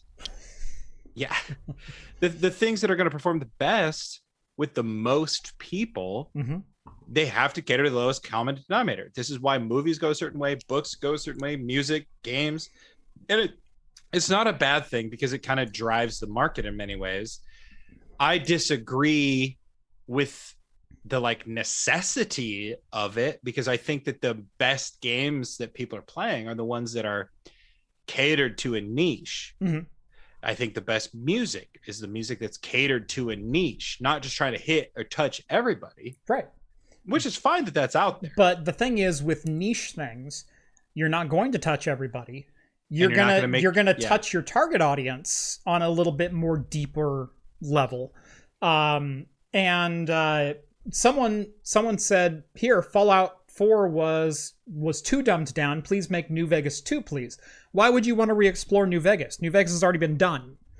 Right. Why not Seattle? Why not? Yeah, give me a different story or a different setting. And you know what? Maybe Fallout 4 set out to, I mean, I'm not a game developer. I'll say that straight up. I'm not a story writer. I'm not a developer. I'm just some guy that talks. But to me, Fallout 4, with the exception of your ranks of skills really coming into play in conversation trees, I don't see much of a difference. I don't see this vast dynamic of differences of gameplay that so many people quote. Like, well, Fallout New Vegas has so many different lines where if you play with a low intelligence versus a high intelligence character, it does this. And I'll give you that. Sure. But if that's the basis for the depth of your RPG scale, you're missing the point of the RPG scale. like I could still develop my character and play style in my own way and assign my stats the way that I wanted them to be impacted, and my gameplay would follow that impact and would follow the stat tree that I was developing. If I wanted small guns or energy weapons or large weapons or melee, or, you know, if that's my fighting style, cool. If it's not, then put your perks somewhere else. Sneak was still very much a thing. Theft was still very much a thing. Like, all the basic things are there. Yeah. You know, I really don't understand the argument of, well, I want New Vegas too. Well, what they want, what they're saying, you know, and this is the thing. I will preface by saying that I do think New Vegas is probably one of the best Fallout titles. And that's because it's really helmed by the people that made the original Fallouts. And I think my favorite Fallout is probably Fallout 1, even before it's Fallout 2. And followed probably then by New Vegas. And it's, you know, it's a lot of the same ideas, a lot of the same people in many ways. Mm-hmm. Fallout 3 was great. It was fantastic. Fallout 3 was amazing. But I kind of think that after New Vegas follows Fallout 4 for me. And it's nothing against Fallout 3, which is great and has great DLCs and all this sort of stuff. But like Fallout 4, I think kind of refined the formula of 3. And you're looking at New Vegas versus 3 or versus 4, and you know, to me, the storytelling, the writing, all of these things are crisp and sharp and way above what you're getting from Fallout 3. And here's the thing: a great story makes any game good. Right. And 100%. And the story with Fallout New Vegas was a little bit grittier. I mean, we're still talking about an end of the world apocalypse 200 plus years later, where civilization is essentially dead. Like, it's a great setting for any start of a story. But you know, you look at all these different Fallouts, like, well, I'm trying to make clean water, and I'm trying to do this, and I'm trying to find my dad, and I'm trying to find my son. And then Fallout New Vegas is, I'm trying to find the mother effer that put a bullet in my skull. Like, it has a little bit different tone of grit to it. And I think people like that overall tone. It's not that, I don't think Fallout Vegas, people are going to crucify me for this, Fallout Vegas detracted in gameplay in sake of the story, where the story in Fallout New Vegas was fantastic. Loved the story. However, I never felt like I was exploring. I never felt like I wanted to walk the map. Like, the map seemed more linear because it was a wide open map, but at the same time, there were these canyons that took you to various places. Has anyone ever been to Vegas? Because there's not a lot to look out there. And there's not a lot to look out in Fallout 4 or in Fallout New Vegas because there's not a lot of geographic definition with the surrounding areas. And so you're constantly walking through literally just a flat map on a highway.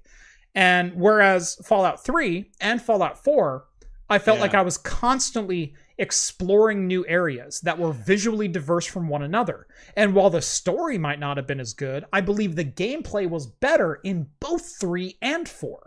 Then Vegas. And here's something I'll admit to. I never really completed the stories for 3 or 4, but I definitely completed the story for New Vegas because it's gripping and it's good. And you know, it's kind of interesting talking about your point about geography and kind of the world and everything. Vegas is just a crappy area to set a story in.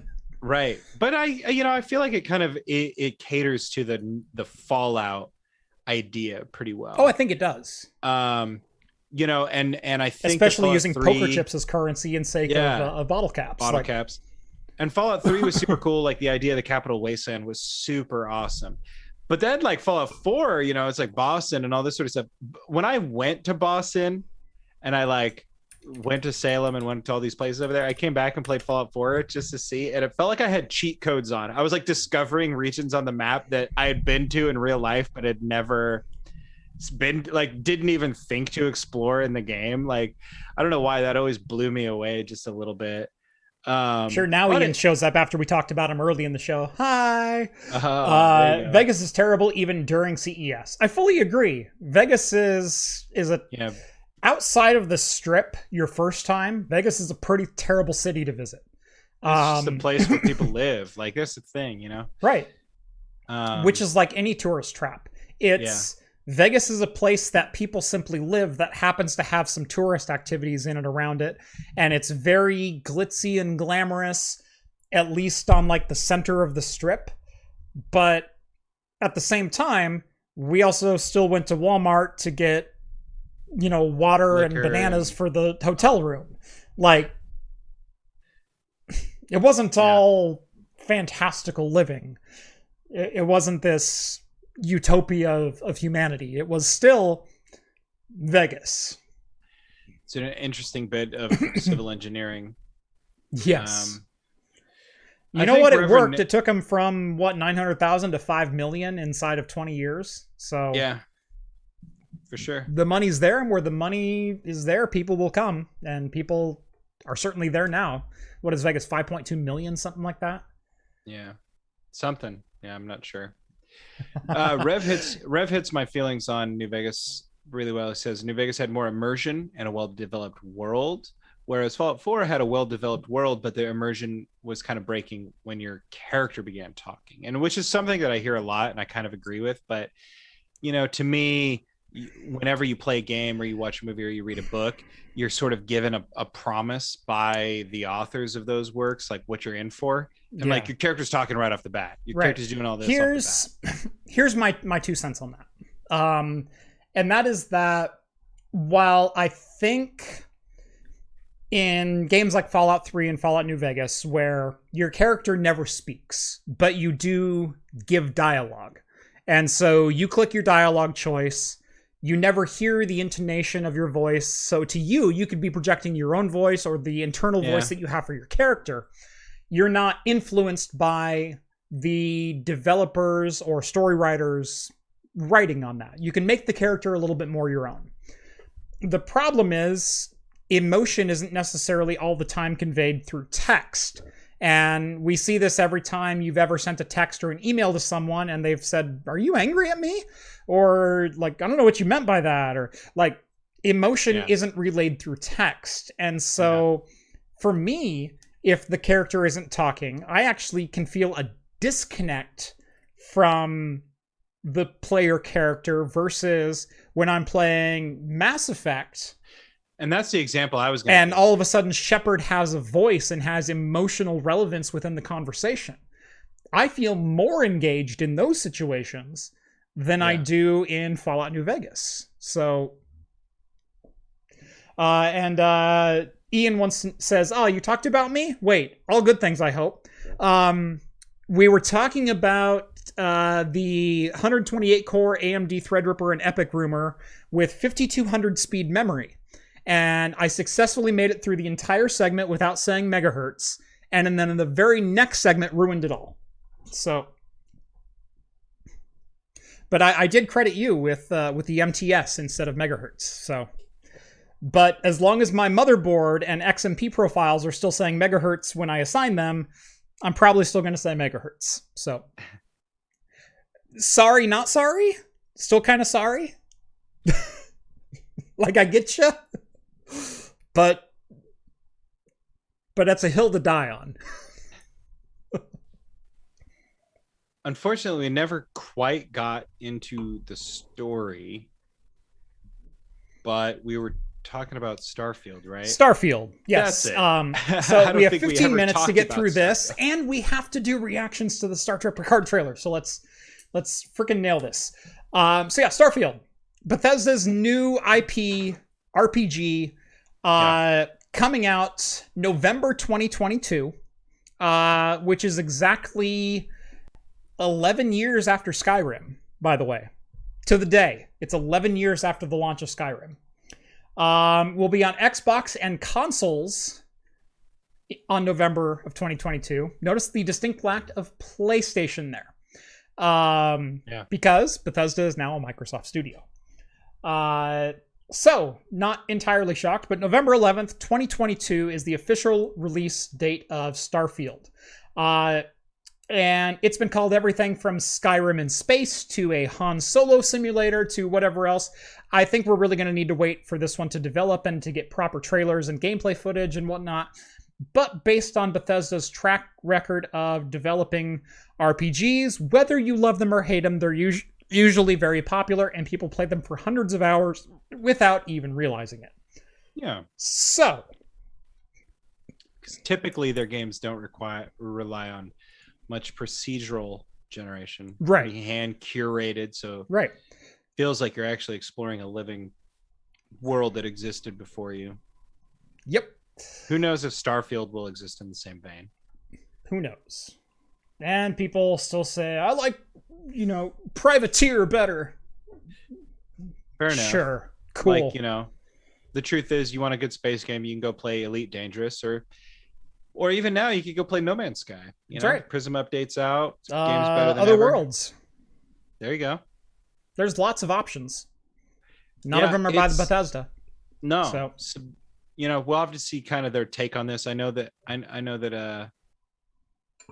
there was some disappointment in some of the other titles and things like that, but yeah, see what they give you, and we'll go from there. Looks cool. The screenshots look good. Everything we saw looked interesting and cool. We'll go from there, but it's the big IP, and this has been something that's been in the works for a long time. Like, yes. I remember Todd Howard kind of like hinting at this game has been in development for like 4 years or something like that. Even longer than that, because I kind of remember before Skyrim, Todd Howard talking about having like some sort of space. They were talking about something like that, but I think it's been an active development for somewhere between 4 and 5 years. Oh, gotcha. Yeah. So, yeah. Was definitely disappointed from the Bethesda that we didn't at least get another like 6. Nah. Just show me that. Learn from the follies of Blizzard and just say, we're still working on it. Just do that for me. That's all I want. That's all I needed. And I didn't get it, and I'm a little irritated. The truth is, they could just sell Skyrim for the next 50 years, and they'll continue to ship more copies than any other game. I've stopped buying it at this point. I have two. Plus, like, my Russian crack doesn't really work anymore. No, I'm kidding. I've bought in Skyrim. Purchased it, rather. I think I've bought it 3 times. I've bought it exactly once. And that was when the Legendary Edition came out. They made it easier than ever. All the DLC, $30? You got it. Right. God, I think it was even less than that. All right, we got to move on. Yeah, we do. Okay, Starfield looks cool. Nintendo, Breath of the Wild 2.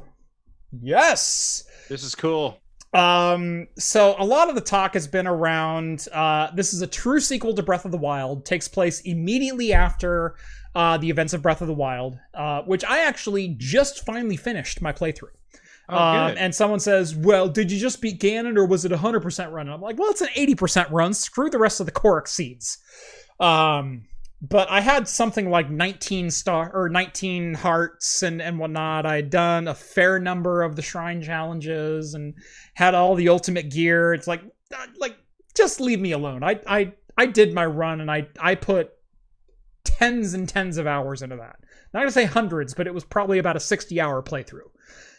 Anyway, which was, I think, my 3rd time starting a playthrough and actually finally finished it this time, where it's like, in the culmination of all of my time playing Breath of the Wild, I had beaten all of the divine beasts, but never in the same playthrough. And so I think the most I'd ever done was 2 in a playthrough. Yeah. And so this time I actually went through, I beat all 4 of them. I like I said, I had like 17 or 19 hearts, I think was my final count. I had a couple of dozen extra item slots for various things and beat Ganon, and it was an absolute cakewalk after doing it that way. Yeah. So I'm calling that a playthrough. Anyway, Breath of the Wild 2. Much of the conversation has been around this is a direct sequel to Breath of the Wild, which we haven't seen all that much out of Zelda. Really, since Majora's Mask, there hasn't been a direct sequel. Which was a direct sequel of Ocarina of Time.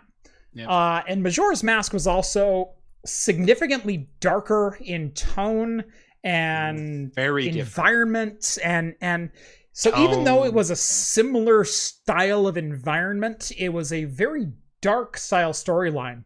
And I always love that they're like, oh, Majora's Mask, like the darkest of all. No, Twilight Princess was the darkest that Zelda ever got. Like, let's not forget that Twilight Princess came after Majora's Mask.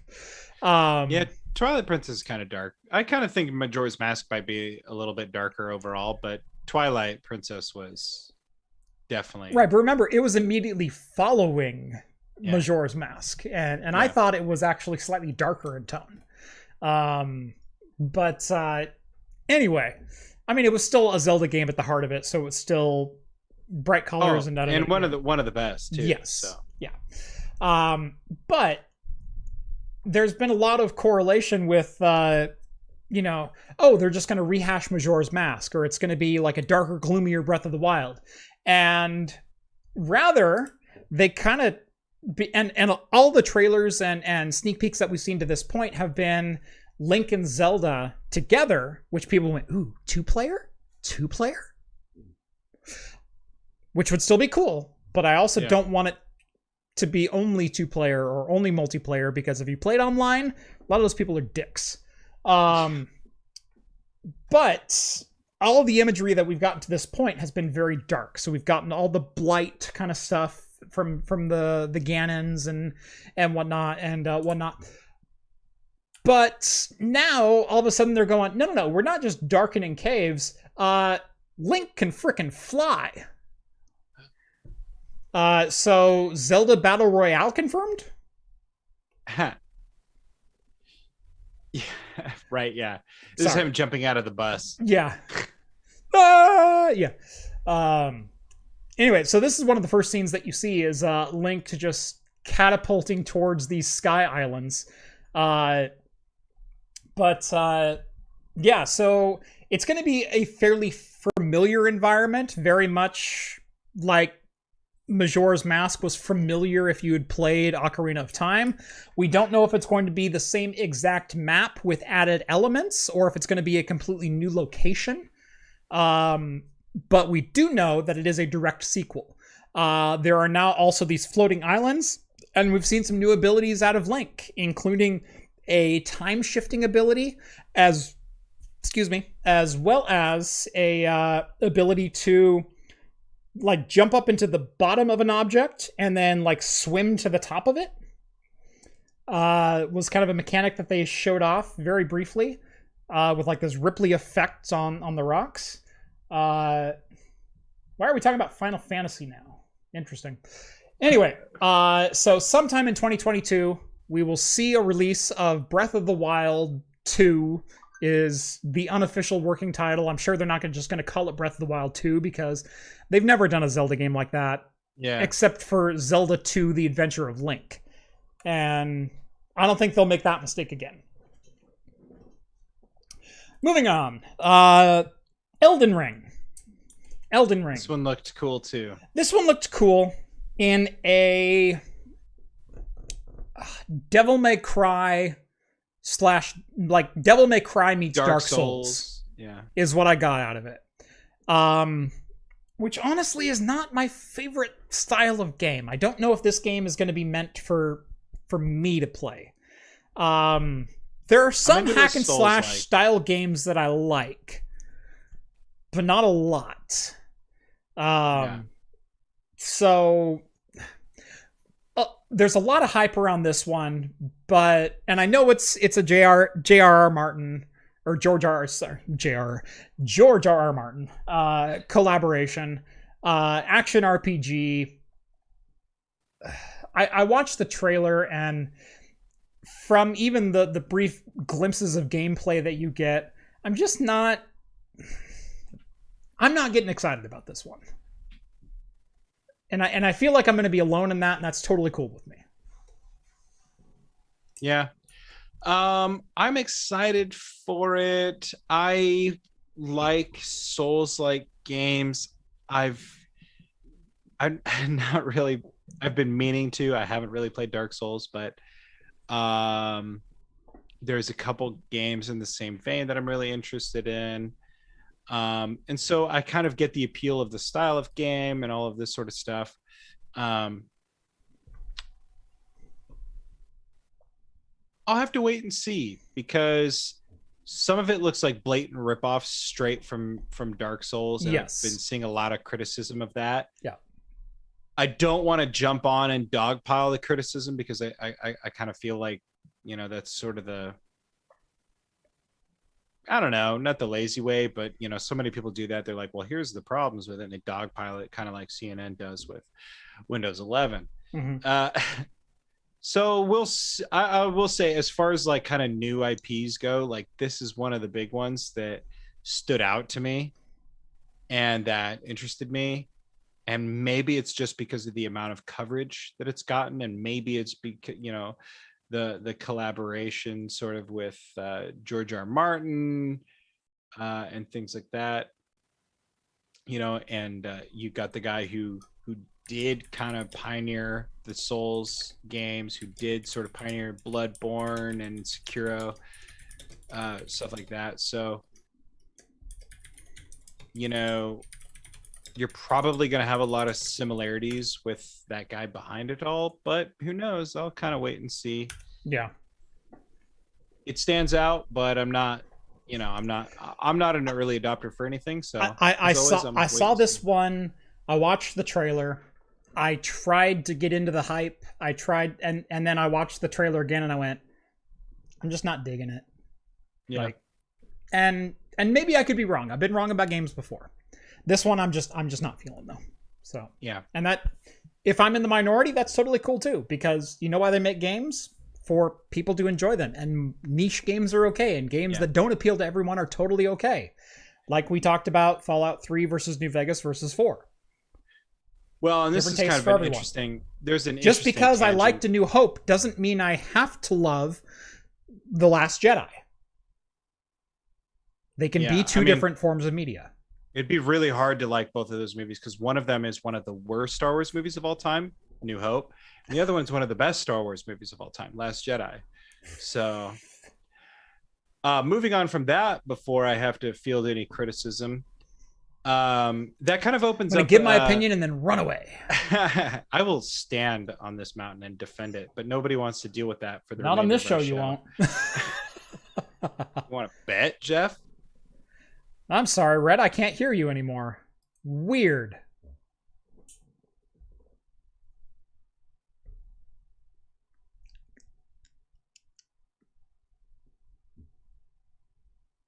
It's the worst Star Wars.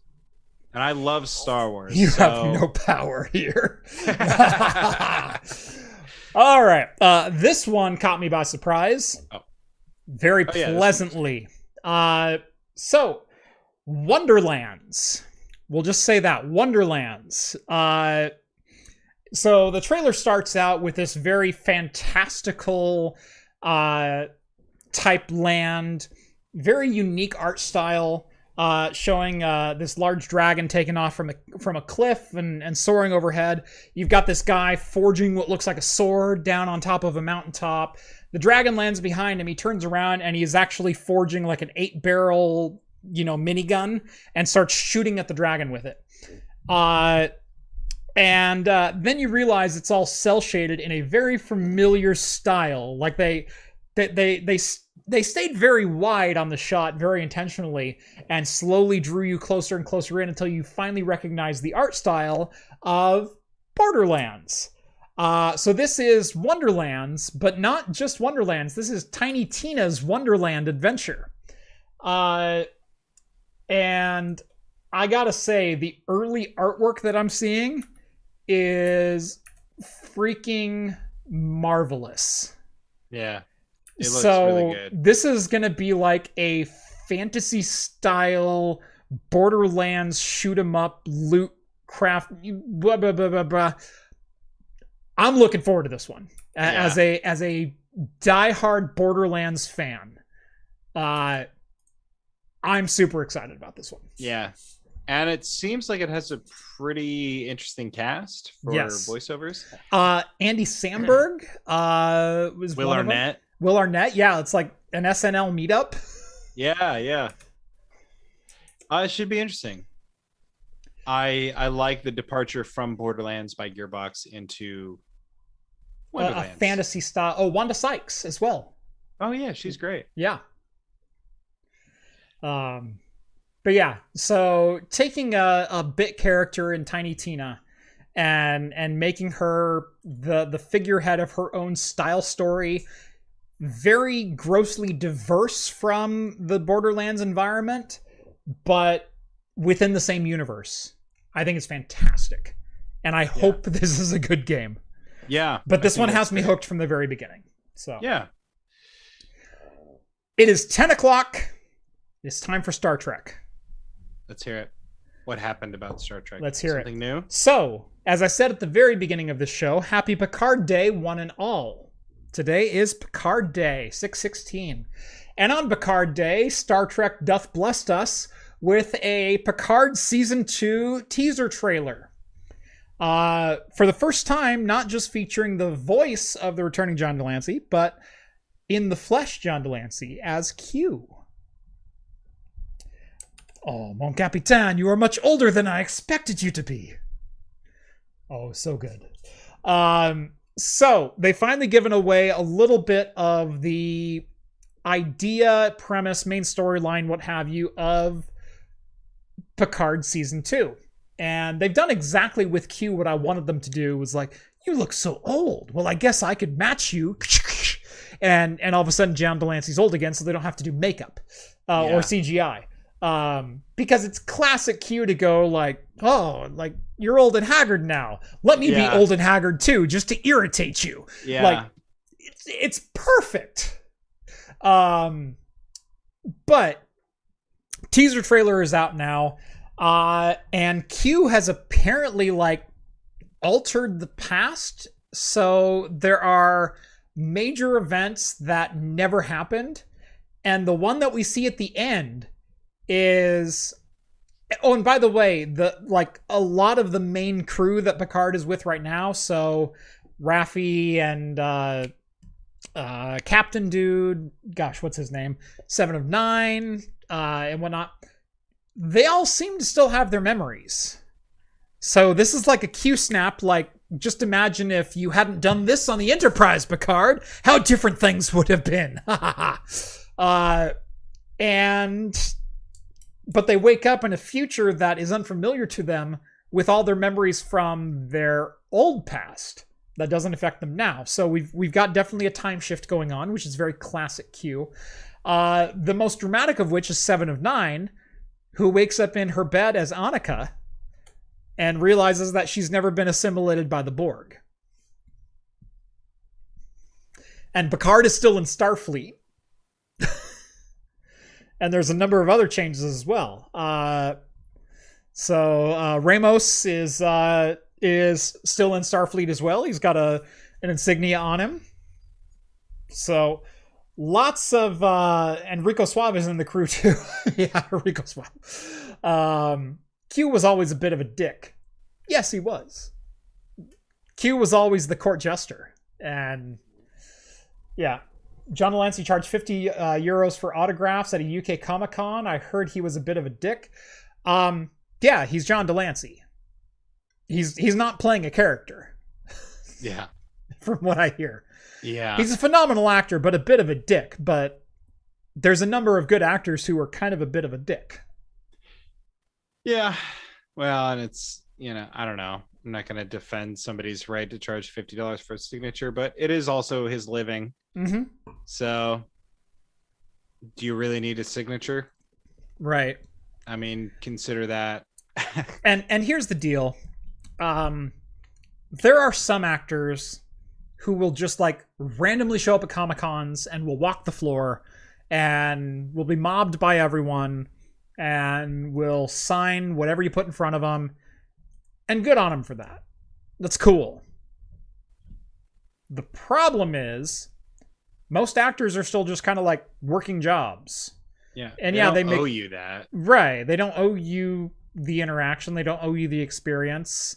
And I'm sorry, but if John Delancey just like walked the floor of Comic-Con, do you think he would ever actually be able to walk the floor of Comic-Con? Right. And that's and no disrespect to Mr. John Delancey, but that's just John Delancey. Yeah. I don't see Ryan Reynolds walking the floor of Comic-Con. No. Most of the time you don't really hear about people walking the floor of Comic-Con without a costume or some way to, Right. I mean, the cool thing to do would be if you see these people to just like leave them alone because like they have lives and they like. But you realize, the right to. I'm going to quote George Carlin here. Think of how stupid the average American is.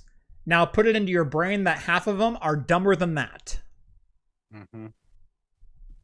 It's true. So the idea that like, oh, there's John Delancey, we shouldn't bother him. That doesn't cross the mind of 80% of the population. And so I don't blame John Delancey for saying, you know what, if you want to come talk to me, pay $50. At least that way I can see you one by one. Yeah. Versus Adam Savage, who he tried to walk the floor a couple years after starting Mythbusters, and he would immediately get mobbed, regardless of what convention he went to. Because remember, he goes to maker fairs and Comic Cons and cosplay events and things like that. And he goes, after like 2005, I couldn't do it anymore. And so very famously, Adam does Adam Incognito, where he will dress up with 3 or 4 or 5 different cosplays, and he will try to just like walk the floor of Comic-Con. And the joke is, how long until someone realizes it's Adam? Yeah. And there's been some really funny cosplays that he's done where he's walked on the floor in something very elaborately disguising who he is, and full mask and headgear and everything else, and literally not a single square inch of his skin showing anywhere. And he will get off the elevator and people will go, are you Adam? And it's like, well, yeah, I am. Like, do you want a picture? And like all of a sudden he's here in his Admiral Akbar get up and taking pictures with everyone, or Chewbacca or whatever else. Yeah. But then he can walk around as Judge Dredd, which literally has like from here down on his face exposed, and no augmentation of his body or his gait or his walk or anything like that. And he can walk for 2 hours and never be spotted. And so, yeah, it's this funny dichotomy between that. How long until you get mobbed at LTX, Jeff? I started getting recognized when I had about 15,000 subscribers. Now, it still doesn't happen often. Although, funny enough, Ian, I live like 2 minutes from your boss. like I know what part of town he lives in, and he lives in my part of town. Yeah,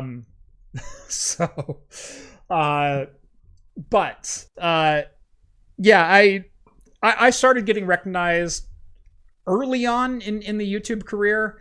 It used to be I couldn't walk into Fry's without getting recognized, but then Fry's did me the favor of going out of business. So it kind of worked out. Adam is lucky he's the star of Mythbusters and not Ow My Balls. Yeah, I think it's a fair point. Idiocracy in action. No, exactly. Yeah, no, it's but anyway, we got off topic. I know, yes, John Delancey can be a bit of a dick. So can some other Star Wars, Star Trek alumnus. So can a lot of people. And to be perfectly honest, if your entire livelihood revolved around playing a character on a show that you haven't been on in over 25 years, and you still couldn't walk to the supermarket and buy groceries without going, oh my god, it's Q, do the thing, and whatnot, you might be a little bit of a dick too. So Alan Tudyk has a great show about that called Con Man. Yes, on Amazon Prime, and freaking love Alan Tudyk. It's such a good show. It's this. And what's funny is he's in more things than you realize, because he has so many CGI characters. Yeah, it's insane. Yeah, he's prolific in that way. But it's a great show about con life and how it's kind of a spoof on his character from Firefly. You know, this. Yeah. They're always having him like, oh, do the thing from the show, and he's like, okay, and he like despises all the fans. Like Grapthar's hammer. Yeah, it's essentially that, you know. What a savings. The first episode has Sean Astin in it, and Sean Astin's like, dude, just give them what they want. Yeah. But he can't do it. It's a great show. If I take one more step, it'll be further away from home than I've ever been. Love it. Love Sean Astin. Mm-hmm. The Goonies, classic. I mean, what else is there? The Goonies, and Lord of the Rings. Done. Right? Done. Like if that's your career, that's a career you can hang your hat on. You're right, exactly. Yeah, at 13 I did Goonies, and at 33 I did Lord of the Rings. I never have to work another day in my life. I think we'll close on this bit, and that is that gosh, who is the drawing a blank on the name? Malcolm in the Middle. Who's the main guy? Oh yeah. Just left my brain. Yeah, like Malcolm in the Middle. Someone. Amanda Bynes and not Amanda Bynes, but they're in that movie. Yeah. Oh, why can't I remember? No. Frankie Muniz. Thank God. Frankie Muniz. Yeah, he doesn't remember. Yeah, no. So Frankie Muniz doesn't remember any of the filming of Malcolm in the Middle. In fact, he pretty much retired from acting at like age 24 because he had suffered a number of concussions while motor racing, and so he was getting into cars and whatnot, and got in a couple of accidents, and between that and some other medical issues that he has, he goes, I don't remember filming Malcolm in the Middle, but I have so much money from filming Malcolm in the Middle that I never have to work another day in my life. And it's the same thing with Tom from MySpace. So both of these have had similar interactions on Twitter, where Tom from MySpace will speak up about something, and they're like, yeah, why should we listen to the guy that can't even keep a social media network open? And he's like, well, because at age 32, I sold MySpace for $600 million. What do you do? What do you do for a living? Flip burgers? Like, first of all, there's nothing wrong with flipping burgers. There's not, but you're not going to make $600 million doing it. Second of all, it's true. You shouldn't shit on other people's work either. Right. If you flip burgers. So right. Like, there's a dichotomy there. There's a give and take that you have to be aware of if you're going to, shit on Tom for selling MySpace if you're gonna in his early 30s for $600 million. Couldn't keep MySpace alive, but even today, in its current state, makes more money than you will in 1 year in your entire life. So that's what Tom made. Right? Yeah. And on that bombshell, I think it's time we end. To do my best, Jeremy Clarkson. Thank you so much for watching episode 188 here on Talking Heads every Wednesday night at 8 p.m. Pacific time on Craft Computing for the latest in beer and tech news. Rhett, you got anything to plug for game dev? Nothing big to plug, but you can go over and check us out at gamedevsquest.com. You can also check out my Dungeons & Dragons podcast at chaoticamateurs.com. No, it is not a porno website. It is a Dungeons & Dragons website. And no, Dungeons & Dragons is not a porno thing either. It's a game. People play it. They roll dice. We have fun. You don't know what gets me off. If you want to hear me do a really horrible, like, Southern gentry accent, you can hear it over there. It's god-awful. But... Ooh, do the Irish one. No, not doing any of them. Not on here, anyways. Not if you want to keep your subscribership. That's right. Anyway, you can catch us every Wednesday night at 8 p.m. Pacific time right here on Craft Computing on YouTube. Catch us in the podcast on Anchor.fm or wherever your favorite podcasts are found. And as always, we will see you next week. Cheers, all. Oh, make sure to like and subscribe. Cheers. Bye.